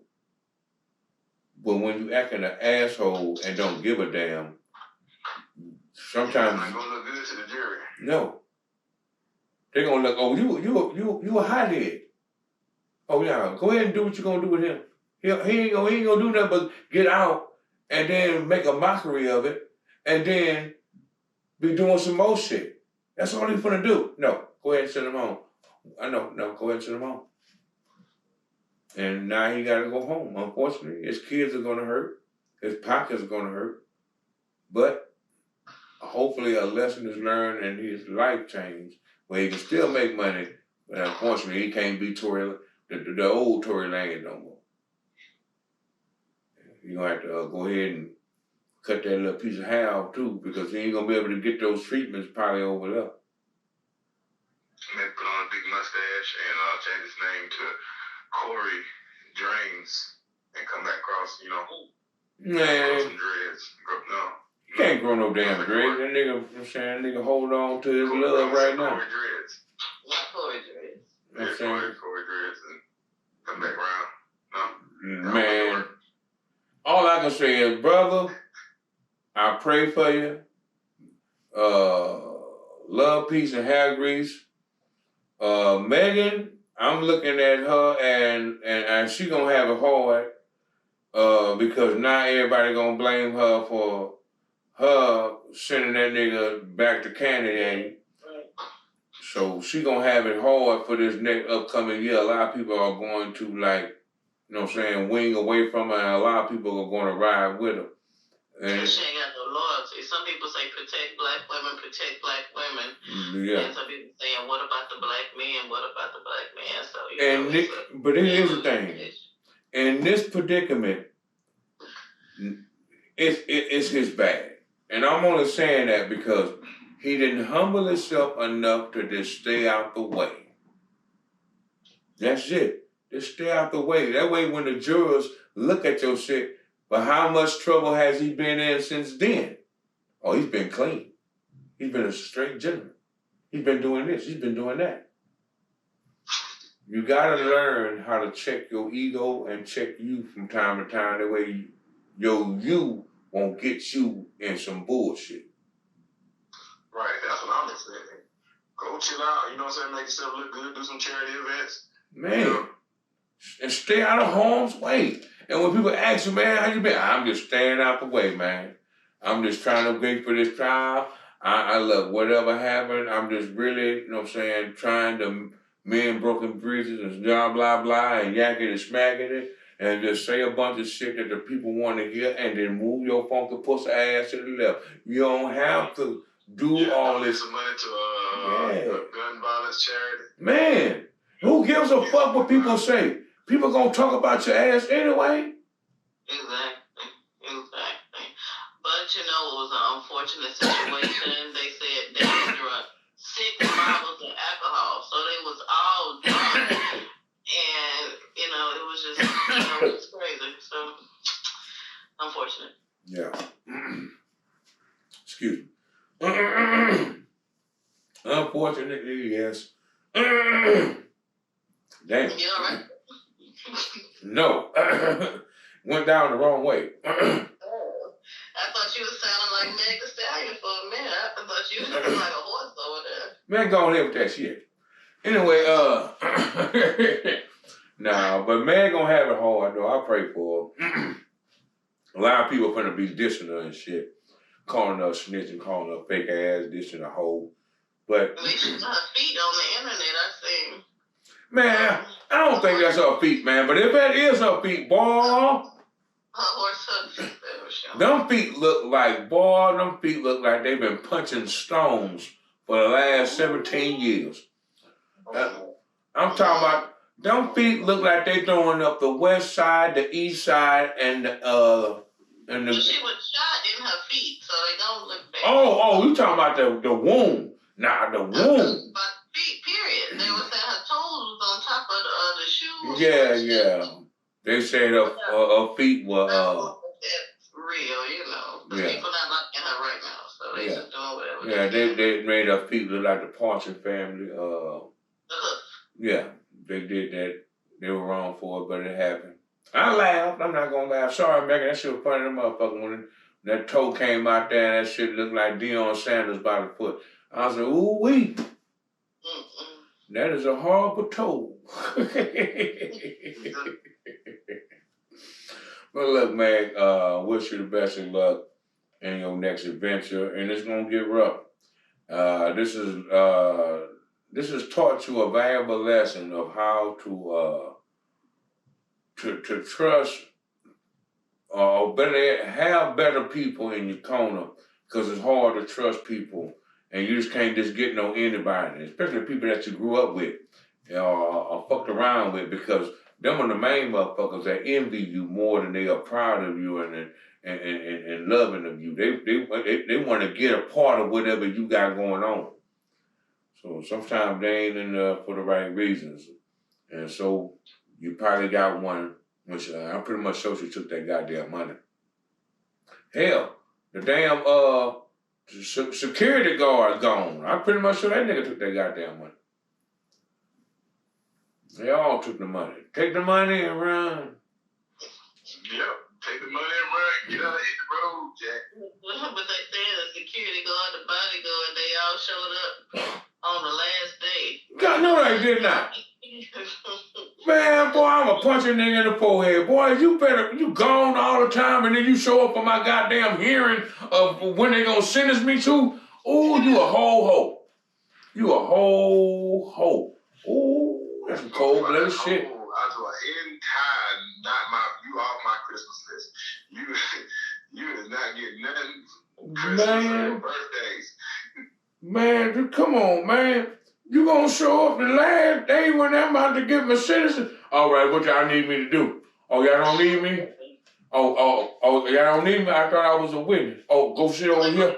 Like Kelsey, I plead the fifth. Shit, it was over at that time. Yeah, she got paid and she finna go lay in the shade and drink some lemonade. There you go. Ain't gonna never be seen again. You're gonna be Kelsey who? I forgot about that bitch.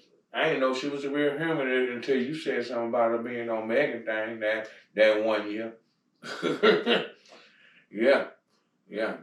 I'm sorry, Megan finna get it rough though. Cause I learned that there's more women hurt by this than men. Men are hurt, but they not. But they hurt, but they not. Well, DJ Academics hurt, from what I hear. I heard he hurt. That sounds about right. I don't even much know why DJ Academics hurt.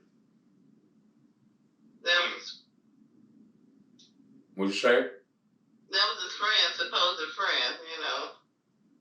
So they used to hang out and shit and go to parties? Yeah, I don't know that, but, you know, he was cutting for Tory Lanez. He wasn't really cutting for Megan Thee Stallion. Oh, he must try to, yeah. That might have been his tour DJ or something like that.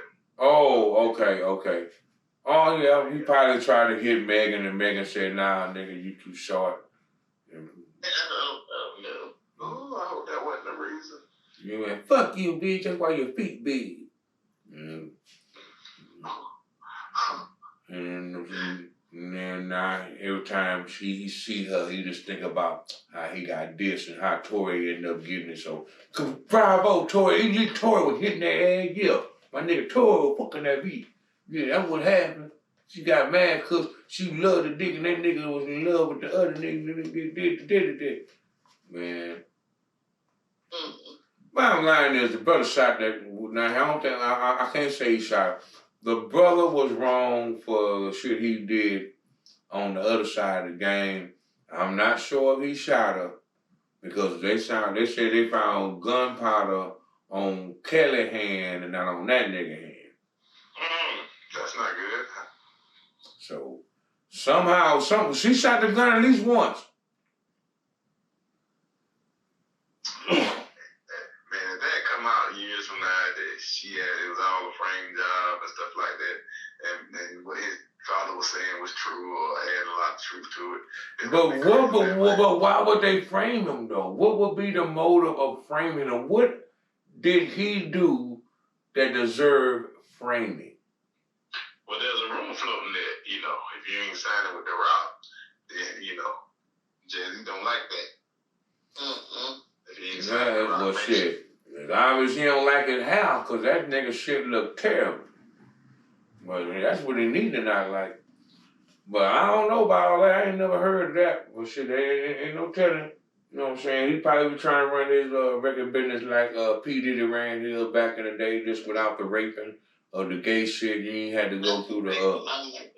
Yeah, we wasn't raping him. He was doing the ritual with the dildo in your ass. Yeah, he would go buy a bag of dildos every place he stopped at, probably, and just... Yeah, and just, you know what I'm saying, walk up and down to all this group like a drill sergeant. Attention! Oh my God. Now one of you maggots is gonna give me the booty. I don't know which one of you, and it don't matter.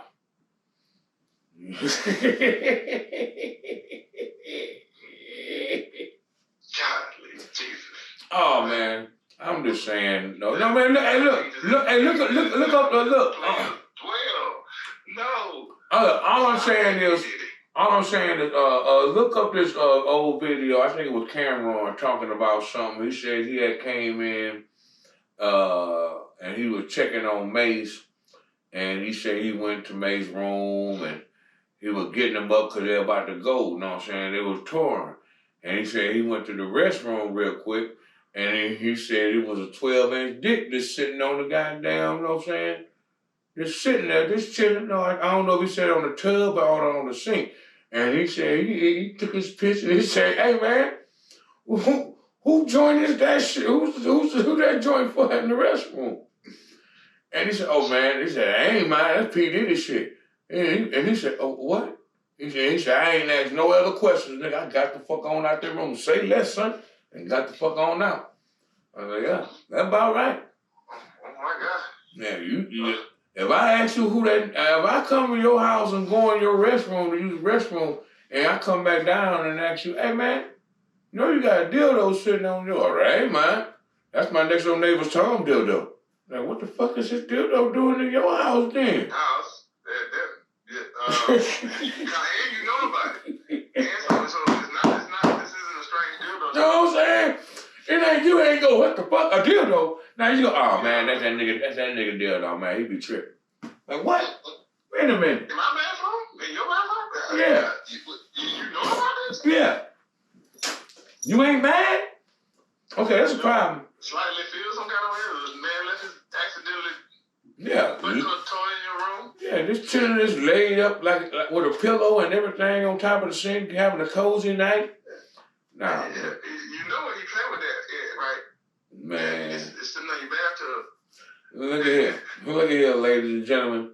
What this case to me shows is that all that old I'ma fuck her, fuck him, and that nigga and this nigga and two niggas down the street, that shit might have to come to an absolute minimum at some point in time, because if niggas ain't dying, they getting their suit. Yeah, they getting their foot shot off. If they ain't getting their foot shot off, they getting their ass beat. I mean, you gotta think about this shit at some point, and then kill the bullshit in this day and age. We're going to a whole nother year. Keep it to a minimum. Yeah. Keep it to an absolute none. Keep all bullshit to absolute. You know what I mean? I'm talking about that bullshit. Keep that shit down, man. That shit is not needed in this next go round that we're going through. Cause we already going through a snuff film when it comes to the hip hop in our generation. Well, not our generation, but our kind. So we got to start figuring out something better than this shit.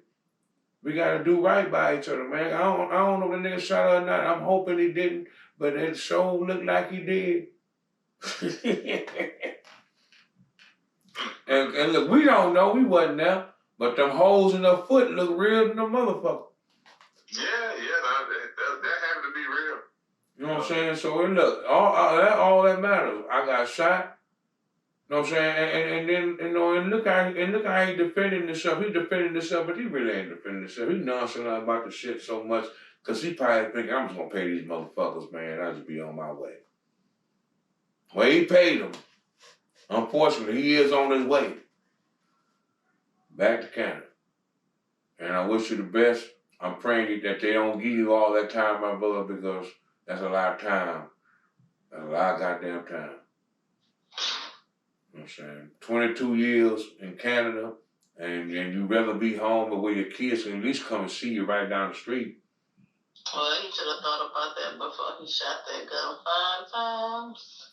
Well, I think he should have thought about that. He took his shoes off and the thing, he looked down and thought it was a critter.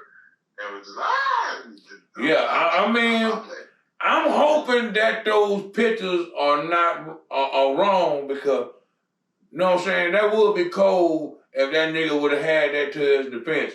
Now, Your Honor, on real nigga shit, hey man, she came out there where I seen them feet, boy, I thought it was a whole cockroach, boy. It looked like a cockroach.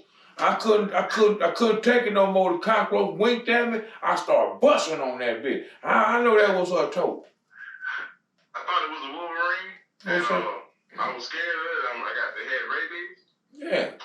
This my man, how ashy them feet was, man. I couldn't tell what was going on, man. The ash blind me, and I had to reach for something, so I reached for my gun. I started shooting. But them pictures. She just need 2 cures. Yeah, look at those pictures, man. I'm praying that those ain't no real feet. Look at those pictures, boy. They got one foot out there. I'm talking about that foot looked like it had a whole goddamn seizure. I know that.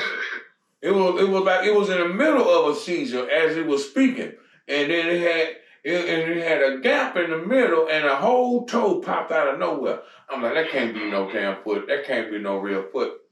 If it is, boy, have mercy on your feet. Yeah, you don't walk too far at all.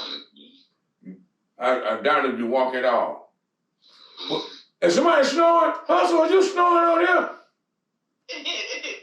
Man, get your ass up, nigga. Don't be snoring on the goddamn podcast. I gotta cut that shit out, nigga. I'm going to a blaze with the blaze. Shit full of blaze. Oh, wait. Hey, look here, man. Look. Hey, look. I don't know what more to say on that. I don't know what more to say. No, that was my sinuses. Hey, look here. Hey, look here. We gonna take a small commercial break, man. And when we come back, we gonna talk about toxicity and love. Since we on the subject of toxicity, we talk about Blue. And we'll be right back. And Hustle, get your ass some no-nos. You old so that sleeping and shit. We'll be right back, no cap. How's it going? Okay. Just getting off work, right? Yeah. Having a hard time with the missus? Aww. Well, I think it's time, you fellas, to take a walk on the wild side. Gorilla Piss! Gorilla Piss is 100% authentic gorilla's piss. No artificial flavors or additives. These beasts were fed bananas and hops to bring you a bold, smooth, new taste. That one sip will bring out the animal in you. So take a walk on the wild side. Yeah. Gorilla Piss, new flavors here. Gorilla Piss, it's a nice beer. Take a walk on the wild side. Release your inner beast. Gorilla Piss.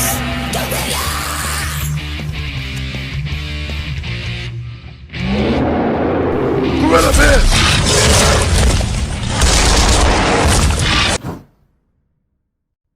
Hey, everybody, how y'all doing? Welcome back to the show. It's me, Pippy T. And welcome back to the No Cap Podcast, where we live, love, and laugh. And we're now to our love part.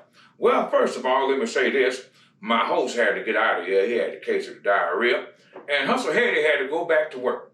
It was just me. It's all good. We ain't talking about nothing but love. And tonight in love, we're going to talk about loving oneself. That's right, I said it. Look here, man. It's a whole new year. And I know last year probably was full of toxicity. This year, we're going to take out the toxic shit in our lives and learn how to love us first so we can love others better. That's right. It's time to put away all the shit that made you you and rearrange that thing. Plant a new seed. That's right. Plant a new seed. It's time to refresh, renew, and get on the road. Hey, man, it's a brand new year. Look here. I know you might have had a couple of family members that might have burnt you. But in this year, we're going to wash that away. That's right. Let it go. Let God. You know what I'm saying? We're going to heal ourselves. We're going to make us better for us first. The others will benefit from us being 100. Take care of yourself this year. Start with you. Yeah, your health this and your health that, but I think your mental health comes first. Because once you got your mind right, the rest of the shit gonna follow. Trust and believe. Sometimes you gotta let things go in order to grow. You gotta become more than what you used to be and see yourself in a bigger light. Stop looking at yourself in the mirror and telling yourself what you can't do, what you ain't gonna be, what you can't see, and what you ain't gonna never think, ever gonna get a chance to do. All that doubt. And then you wonder why your day ain't going like it's supposed to. Look, man, 2023, I'ma love me. That's right. In 2023, I'm going to love on some me. And the more I love on me, the more you're going to love me. You know why? Because I'm going to look like I love me. I'm going to smell like I love me. I'm going to walk like I love me, dress like I love me, take care of me. It's okay. Yeah, I might sound self-centered or selfish, but I think I'll be more selfish if I act the same way I act last year. And let all that toxic shit get a part of me and be a part of who I am, knowing it ain't me. I take on the way of the world. and put it on my chest like it's mine. It ain't got nothing to do with me. Them problems ain't mine. The problems that are mine, I gotta wash them away. Like I said, refresh and renew. It's time to plant a new seed in 2023. Who do you really want to be? Do you know your purpose? If you don't know your purpose, I think you need to find that motherfucker out. Maybe that's why you look so raggedy. Because you don't know where you're going or why you want to go that way, but you're going that way. Look, no, it sounds crazy, but love on some you. Look at you in the mirror and go, God damn, I'm a sexy beast. Give a fuck if you 455,000 pounds. Love on you. Get you together, because once you start loving on you, you're going to be honest and real with yourself. And going to look at the mirror and really tell yourself the truth. Like, damn, I got to get my shit together. You know what I'm saying? We all ain't 100. Some of us 75, some of us 90, some of us 50. Hell, some of us ain't even much on the goddamn Richter scale. But I think in this year, with everything we done seen, all the passing of people that were dear and near, the greats going off to the great beyond,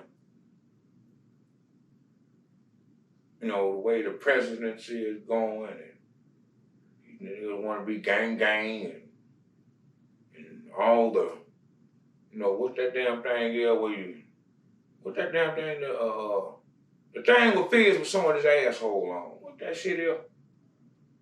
Yeah, what's that damn thing? I can't even think about it right now. But yeah, this is the year of all that shit. But nobody loving themselves enough. They loving money. That's what they love. They love the money. They love the money more than themselves. They'll degrade themselves to look a certain way so they can get more money, get more attention. You can get that same attention by loving you, by having that swag. You know what I'm saying? It's a certain thing. I love Lizzo, man. Not in a sense of love, but I love the fact that she got that confidence in herself to say, bitch, this is who I am. Regardless of how you feel about it, I ain't got to go get no BBL or no DDL or whatever the L is. All I'm saying is you ain't got to do all that shit. If you really want to look like that, bitch, get your funky pussy ass out there and do the work. You ain't do shit to look like that besides work on some money and then go out there to the world and get your body scooped out and then come back out here like you done something. You still trash. You just trash with ass and titties now. Yeah, that's all. You still trash. You ain't scoop out that piece of shit you call a brain and rearrange that thought. That's where it starts at. Because if you love yourself enough, you wouldn't know that I'm fine just like I am. And I'm going to meet that person who feels the same way about me. It's an ugly motherfucker right now with so much confidence, got 2 or 3 niggas knocking on their door. Same thing for a dude. He hold himself up like he's supposed. Look at Flavor Flav. Have y'all seen this nigga? Nobody looked at Flavor Flav ever. And look how many kids that nigga got. Don't tell me what ugly can't do. All I'm saying is the confidence is what it takes. Loving you enough to know I'm a bad motherfucker regardless how you feel about it. Because I love me some me. Love on you. Let's start this new year off on loving on ourselves enough to finish what we say we gonna do in the year. All the little outside little pieces of, you know what I'm saying, distractions, they always gonna be there. They ain't going no damn well. But where are you going?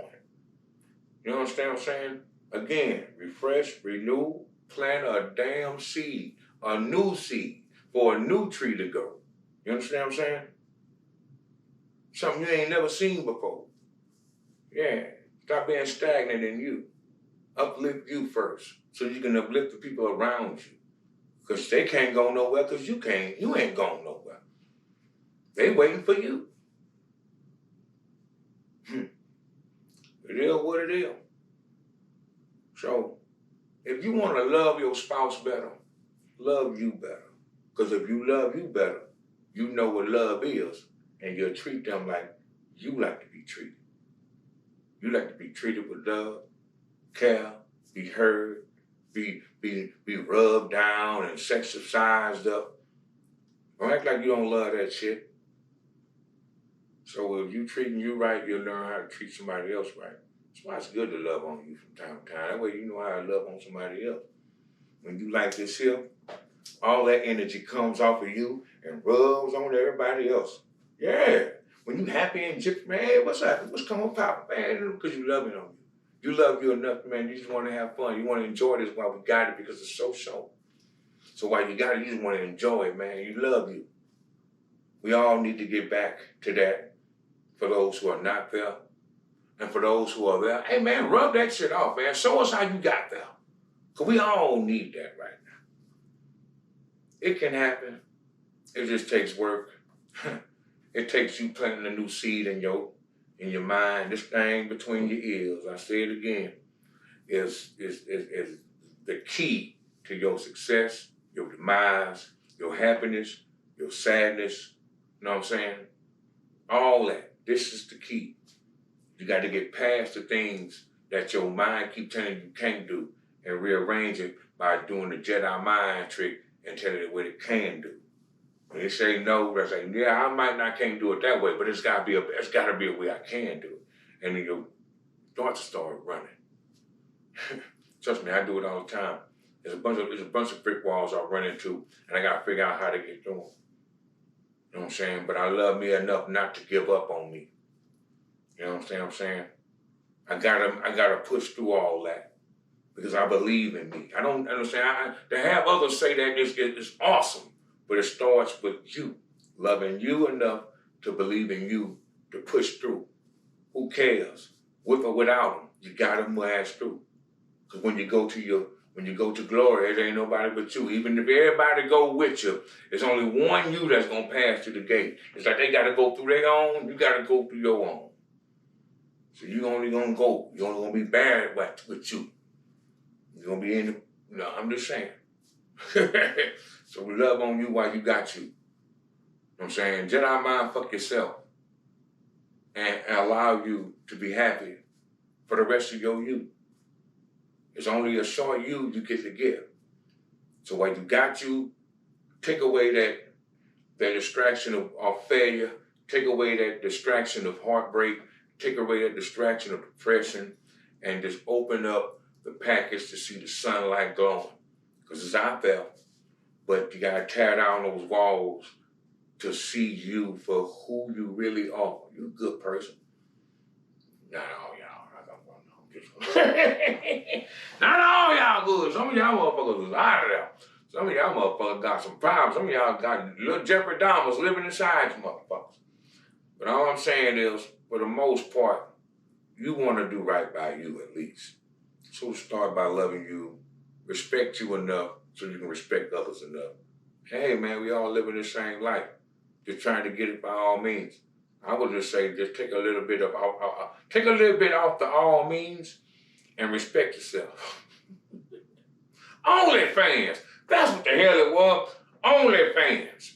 All you niggas out there with all these onlys, y'all some sad, lonely sons of bitches out there showing everybody your goodies. How long you think that gonna last? You ain't got nobody that really wants you. You got a bunch of perverts that just want to put their finger in your booty hole and smell it and then smell it. That's it. You ain't got nobody that really wants you. You got lustful thinking. You ain't got no lovable people. You got lustful thinking because you done showed all your goodies. Everybody know what your insides look like. Hell, you ain't nothing new. Everybody know what it look like down there. People don't think, man. You supposed to say that for somebody that means something. Nowadays, y'all just throwing it out there to the world. Look at my cooter. Look at my penis. Don't look at my booty hole fizz. You know what I'm saying? It's like y'all doing too much. What is y'all doing? Y'all don't love y'all enough? Y'all love that bag. That's what you love. You love the attention. You don't love you. Because if you love you enough, you'll know that I'm too valuable to be throwing out my valuables for a couple of measly dollars. You know what I'm saying? Yeah, I might get the money right now, but everybody know what my, you know what I'm saying? Like that's like you did something.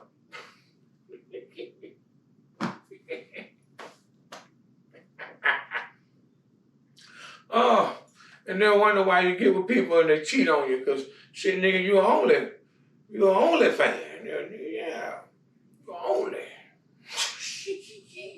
I'm sorry. Look, respect you, love on you, man. Brand new year. Let's change up the narrative of who we think we are and start putting more on who we want to be. And if you want to be that, then hey, salute, nigga. Get the fuck on, Felicia, and stop complaining about the shit you're going through and how people are talking bad about you because, you know what I'm saying, your boo hole look like it's singing ooh, like it was under the goddamn, what's that damn, under a street light and it was 7 booty holes and y'all just singing like y'all doing the duet. That's what your booty hole look like. Man, I gotta stop doing shit, man, out here for a couple of dollars, man. Don't y'all know y'all getting old? All y'all niggas getting them BBLs and shit. You know when you get about 75 years old, when you get 50, that shit gonna start hurting. You gonna be like, God damn, I think I need to take a little bit off. You know what I'm saying? All that surgery you did, you know what I'm saying? When you get old and them old wounds come back alive, your ass gonna be in some serious pain. You gonna want them niggas to take me now, Lord. That's gonna be you. You know what I'm saying? All you motherfuckers that got all that ass, and now you 75 years old, and that ass to the floor, goddammit. The ass is in your, is right there on your calf muscle, nigga. You gotta put a diaper on just to hold your ass up, like, cause the gravity done drug that whole down. You know what I'm saying? Y'all niggas doing too much. All them titties, how you gonna be 75 with brand new titties? This is sad shit. Y'all motherfuckers. All I'm saying is, love you enough to respect your body for what it is. Let them shits get old gradually. That means you need to start drinking the right shit and start having vitamin C in your life or whatever it is. Stop and wear bra. That's probably what it is, because half of y'all want to free fall on saying, then your titties start looking like, I'm saying, folded up arms like elbows, then you get mad and want to go get a titty lip. Just put a bra on, man. Some niggas like navel titties. Anywho, look, brand new year, baby. It's 2023. Pippa T gonna love on him some me. I'm gonna get the things I got together and show the world it ain't no thing but a chicken wing. We got the LLC now, nigga. We legalized and yammed up. You know what I'm saying? Got these trademark things going down, man. It's a brand new year, nigga. I'm gonna do something dope. You know what I'm saying? Pippa T Playhouse Productions is in the full effect in a bitch. Oh! Sorry for that. But I had to let y'all know I'm loving on me this year. I'm gonna show the world I'm loving on me. It's time to do better by me. It's time to bring me out to the forefront. It's time to show the world me. I done did what I had to do. Now I'm trying to plant a new seed. Like I said, I'm gonna love me some me this year. I think you should do the same. It's me, Pippa T. I would love to go on, but sounds like she already here. Happy New Year, niggas. I'm about to go get me some booty and have me a sip, roll up a spliff, and enjoy life. Hey, R.I.P. again to Gangsta Bro. Hey, I'm glad to hear your boy Romeo and that boy Master P, like they spending their damn New Year together. You know what I'm saying? That's good luck. Everybody need to mend those broken fences, put them back together. That's what we're going to do in this new year. For the people that love them, love what they got. For those that don't love what they got, they're going to still do the same shit and then get the same outcome and wonder why their year it was the same like it was last year, because you ain't trying to love yourself enough to give yourself another chance, another seed put in the ground to plant, another seed to water, another seed to watch grow, another seed to see a beautiful flower come up out of it. If you want something new, sometimes you got to plant something new. Stop playing with yourself. Allow yourself to be something new. That's all I'm saying. I love Andre 3000 because he became something new, and then I loved it when he did. I wish he would drop another goddamn album too. God damn it, I don't want me another Love Below. My bad. Take care of yourself. Until next time, it's me, Pippa T, saying adios, amigos. I'm finna go. I'm coming, goddamn. Let me go get this ass. I see y'all guys later. We out. No Cap Podcast with me, Pippa T. Remember, love, I'm coming. Live, love, and laugh. God damn it, so bitch. Well, seems like that's our time. But don't worry, you can catch us every weekend right here at the No Cap Podcast. I want to take my time to say thank you to all the special guests that came through tonight. Appreciate you coming through. Well, I'm Peppy T, as if you didn't know. And until next weekend, baby, I want to say El Deuceador, -1 to all you haters. Remember to suck it easy and swallow it slow. You never know what you're going to get.